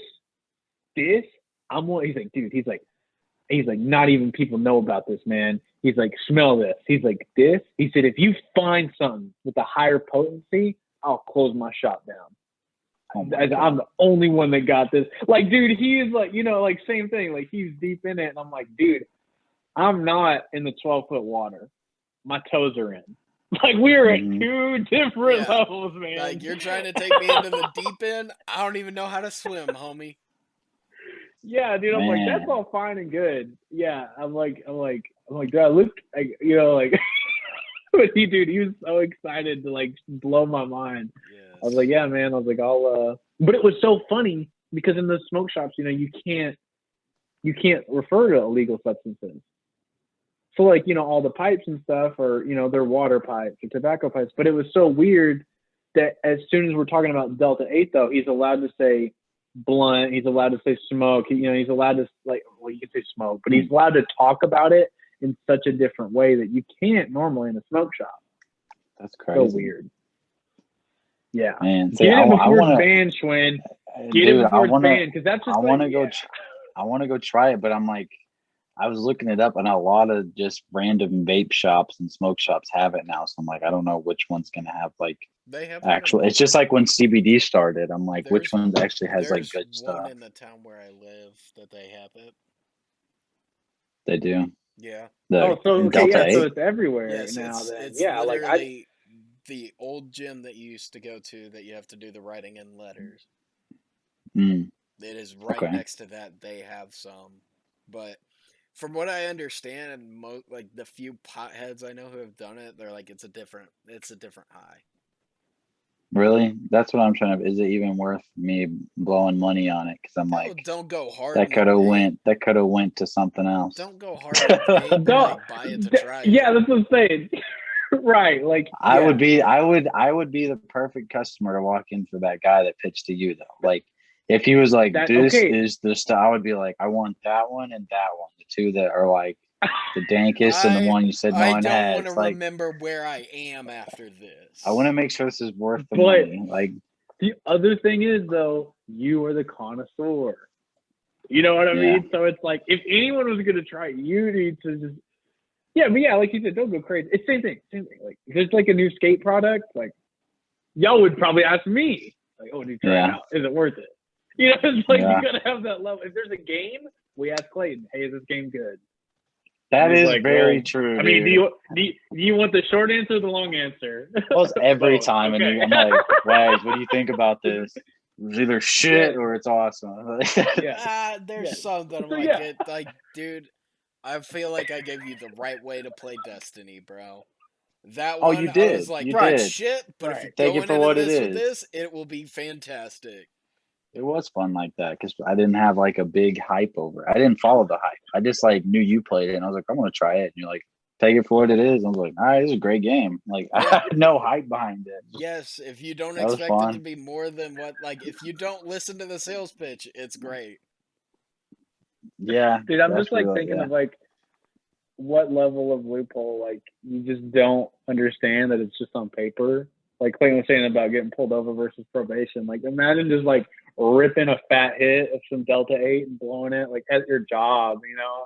And they're like, you can't smoke weed in here. Like, it's Delta 8. It just looks exactly the same. Probably smells a little bit the same. It looks, it smells exactly the same too. Like that. The pictures online, the buds looked the same, just a little bit darker. Like if a cop pulled me over, he'd probably like, yeah, bullshit, and take me to jail. Like I don't think, I don't think I'm gonna get away with the money to get the lab to run it. Like it's not worth it. Yeah. I'll be like, I'll stomp it out, sir. I'm sorry. Like, no, that's not ecstasy. It's sugar pills. Okay. Because like that's just it. Like even then, if they built like one of those like drug test deals for it, it's like 90% of them, like with like crack and stuff like that. It's like, okay, this chemical reaction happens, it'll turn this color if it is actually what we believe it to be. Even if they did that with weed, like their main component is gonna be looking for THC, so it's like it'd pop the same. Then that's what I was reading. It's like only like less than 1% away from normal from like Delta 9 or something. One molecule is different, and it's something to do with. I read very briefly over, but something to do with the bill, the hemp farming bill in 2018. Yeah, that like they passed this, that farmers could farm hemp again, like for clothing and textile or whatever that crap is. But I guess that was written in some of those pages as well. I don't know, dude. It's just starting the wave. Dude, you'd be glad, and you're glad that Trump passed that because he's still the president, and you know it. Thank you. They're gonna wait till announce at the Super Bowl. All right. Oh, okay, that makes more sense, dude. The Super Bowl. He's gonna come in on the field when Kaepernick's kneeling down on the side, and he's just gonna have like a shotgun made out of American flag, just riding in on a horse with like a chieftain, like an Indian chief hat. God. That's fucking ridiculous. But no, dude, maybe I could grow Delta. Can you grow Delta 8? Why? Like if I don't know about that. To sell it. And dude. the same thing though, bro. Same thing. Would the flower not look the same? So it's like exactly. You might as well just do it. How do we achieve this? Like, I don't get how you achieve this like 1% difference. The thing and you know what's weird? Like, how do you argue it? That's a really good point. That's the problem. It's not that it's it's different. It is legally different. How do you prove that it's different in a reasonable manner to the layman? You know what I mean? I don't. Like, there's no way I could be like, no, officer, let me show you this one molecule difference. I mean, I like, guess you could argue like show that not even that. You could argue yeah, like you're like, apes dude, are like 98% human DNA, so dude, you could be like only 2% from apes. It's a big difference. Yeah. We'll be like, yes, it'd be like, officer, like, no, dude, you got to trust me. Like, in apes and humans, you can see that 2% difference. Well, that's why I'm like, spark it up. Delta 8, I don't think so. And I don't think you saying, hey, how about you smoke this? It's like the argument legal, of, like, officer. It's legal, I swear. It's not a prank. Yeah, it's like if the cop does drugs with me, he's not an actual cop. Like, that's not a thing. They're allowed to do that if they're trying to catch you. Yeah. You just show him a video. Like, look, officer, I have a sick YouTube video. This guy in his house is explaining the differences and the top 10 reasons why it's not weed.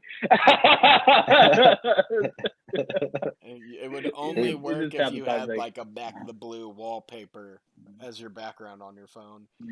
Dude, I was wondering, like, if so, like, you know, like when cops like whatever, there's like police brutality or whatever, or not even that, like if they commit criminal activity on the job, normally they're just like suspended or whatever, pay, you know, leave without pay or leave with pay. But like, so like if I got clean and became a cop and got through like that probation period, wouldn't I be set to just smoke for life? No. And like if I ever got caught, I'd just be like, I'm a boy in blue, sir. And they look past it. No. Why? Why is that a thing that can get me fired? But if I did other shit, it would just be like a pat on the wrist. No, sir, you can't do that, bro. It's like no. Damn it, unions, dude. You getting caught for failing a drug test is not something a police union can use to be like, well, here's where it could go wrong. Like, police unions I would argue, be like, well, he followed his training. A lot of veterans become police officers, and they could use that medically. So we should just make it a whole police officer thing. Yeah. Maybe everyone will chill out a little bit. That's not how that works. I have a buddy who's a veteran trying to be a firefighter. He has to stop smoking to be a firefighter. Like, you don't just get a loophole. He shouldn't have to, though. He shouldn't have to. He really should. Dude, to be okay, and that's the hard part, man. At that point, though, just fight to legalize it. But even then, like, even in states that it's legal, employees can still choose not to hire you. Well, yeah, that's true. I know that, yeah. It's private. You also, like, I mean, it's not like I'm saying the legalization of it. I'm for the legalization of it, but you the idea, the chance that the firefighters hire, just that chance. You don't want to chance that in that job, dude. Yeah, I understand that. I'm not saying like someone on like that does it like as much as me or like a regular, like I would say like someone who's actually using it as a treatment, or like in your case, like the CBD, you use it to go to sleep. I feel like you should be able to get a sign off. Like even if the company is like, but how do you drug test? That? A doctor that prescribes it to you. Like if you were able to, you know, I have PTSD, I'm a veteran, like for example, this is why I take this. And my doctor has given, you know, like he knows I take it for that reason. Like, I feel like you should, it's just like any other medical thing. You should have to meet. The problem is they need to up the barrier of entry for it. Cause I'm sorry. Oh, everybody comes in. I got glaucoma, or I got this chronic back pain that nobody can ever find. Like, okay, cool. If you want to make it like a legitimate like prescription drug and stuff like that you have to tell your companies about whenever you do a drug test, and you're like, I have a prescription for this one, and this one. You'll see these in my drug test. You need to strengthen the like, okay, these no longer qualify. Glaucoma, sorry, doesn't count. Chronic back pain, sorry, doesn't count. Like, you'd have to actually cut away all the BS from like medically legal. Let's be honest, medically illegal, it's just more, this is how I smoke weed. Like, it has nothing to do with whether 90% of the people using it actually need it. No, and that's why recreational exists. Like, I'm a recreational smoker. I don't need it for any reason. And even if you say you take away the chronic back pain, there would be people who'd be upset about that, but they could still go to the recreational side. The only upside to the prescription is I think you get like some sort of break on the price. I don't think you have to pay like a certain level of taxes. At least that's how it was in Arizona. But That's in prescription states where level it's to me is fully like you legal, get though. oils or you get very specified blood. But I don't even think. I mean, you can get like medical blood, but it's normally for like in Texas, it's legal for like really hardcore diseases and cancers. And like the top one is Lou Gehrig's disease, the disease my dad died from. Apparently, there's treatment for it. Like I feel like you said, like these cases that people are like seizures and stuff like that. Yeah, Like there's people should be able to some. use it as a Yes. reason like that. And for the people that get cut out of that group, it's actually a pretty good idea. Like they get cut out, they still have recreational side, Well, and they just that's have to just get it. around it like You'd any other have to thing. get it legalized recreational to be able to even start that. True. That's going to be a lot longer than medical. But even then, like the problem is like I mean, I put it on the same level of like drinking. Don't do it at work. Yeah. Like that's my biggest thing. Like I don't care what you do on your free time as long as it doesn't affect what you agreed to do here. It doesn't bother me. And that's something I feel like as a nation we have to be realistic about is some people are gonna screw it up. And I mean I'm guilty of it and it's not even legal being high at work all the time. But the idea of like alcohol is legal, it's been throughout all of history, people are day drunk and work drunk or go out and get drunk at lunch. Like it's just a thing in the workforce. I don't know. And I'm not saying it's a good thing, but I'm saying like we have to be realistic about it and be like, it's going to happen, but that doesn't mean we just need to like shut it down ASAP. That's what I see. Like people taking that narrative and being like, oh, this has never taken place before. People do that at work all the time. It's not that I it's think like also never like taken place before. It's more the argument of like we've never seen it at these levels. It's the fact that people will start doing it because now they don't care. It's Well, it's now they know there's it's no it's consequence. it's about the accessibility of it. I mean, it's pretty accessible, bro. I mean, I know what you mean. I do know what you mean because when we were in Arizona, I drove like 2 minutes, Hmm. walk in, and then you're like, here you go. But it's really fucking expensive. Like 23% tax after city, state, and all the other bullshit. Like, really expensive. So I do think there'll be street dealers still available. I mean, because it's way cheaper that way. Hmm. The only But difference is like buying it from a dispensary and stuff like that. They have heavy regulations on how it has to be done and stuff like that. Like you know what you're getting is what you're getting.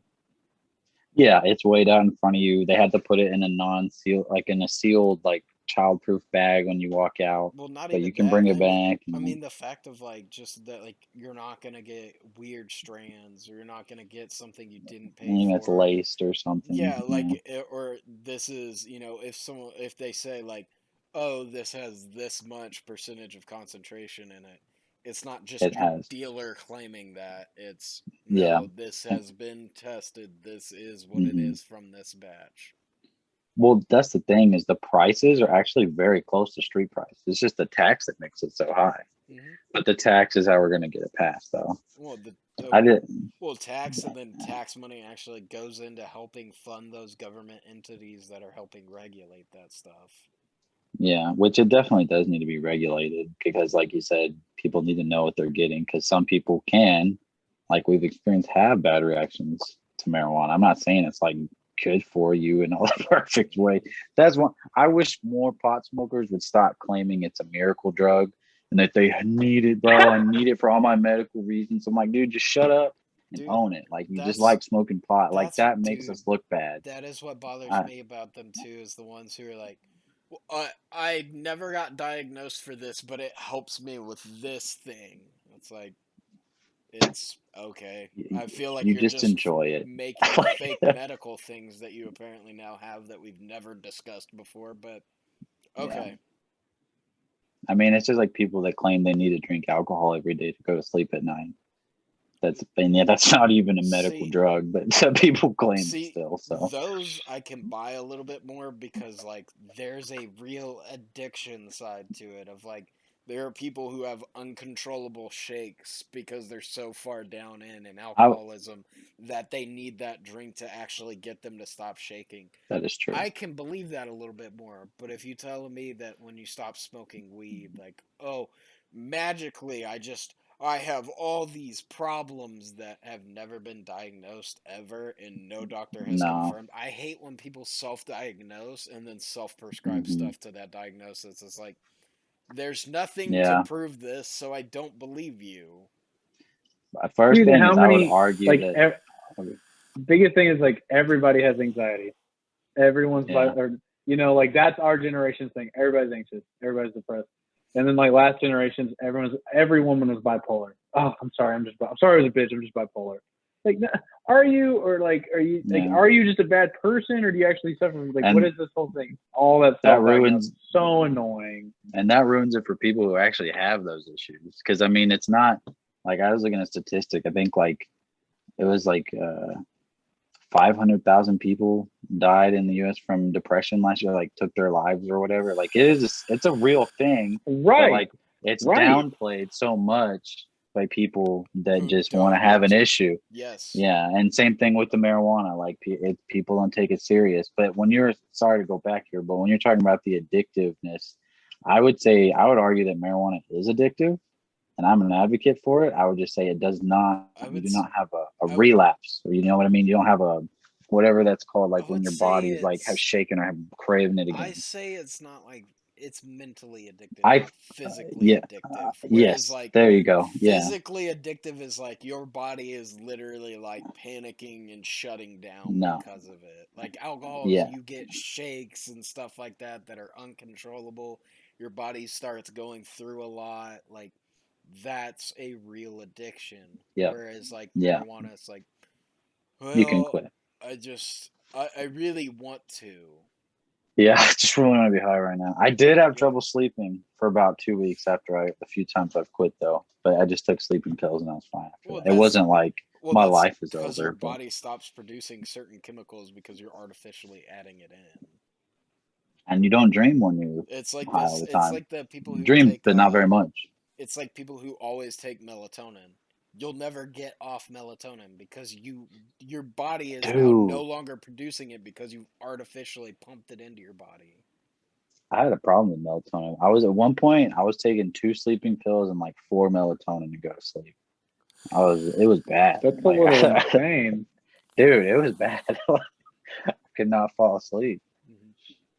There's like some crazy stories of people taking sleeping pills, man, like drilling holes in their table in the middle of the night. And there's like some people who would like they would write diaries like on their sleeping pills. Like they had like a Sharpie. This one guy had like a Sharpie and he wrote it out on paper towels. And he'd wake up the next morning and see what he talked about. Like he would do the craziest stuff. Like one time, like there's another guy, they were telling stories on some radio show like years ago. He had like an upper deck on his patio. And anyway, he took sleeping pills. When he's coming home from work the next day, he noticed this weird doghouse fort shed on the upper deck. And he's like, he asked his wife, he's like, when the hell did that get there? Like, who did that? She's like, you did that. You built that. Like, he built that in his sleep. He built this, like, fort. That's crazy. I've never had, like, a sleepwalk. I know when you wake up to pee, and, like, I've just had a little general Walmart sleeping pills, but, like, it knocks you out, dude. Like, if you have to go to the bathroom, you're, like, stumbling. Like, you're a little woozy, like, lightheaded or whatever. But I've never slept walk. I've never done that before. I've seen videos, but that shit's crazy. You boys got anything else y'all want to cover? Mm-mm. I'm good, big dog. All right. This has been Nobody Named Kevin podcast, episode 24, I believe. Thank you for listening. Like, comment, and subscribe.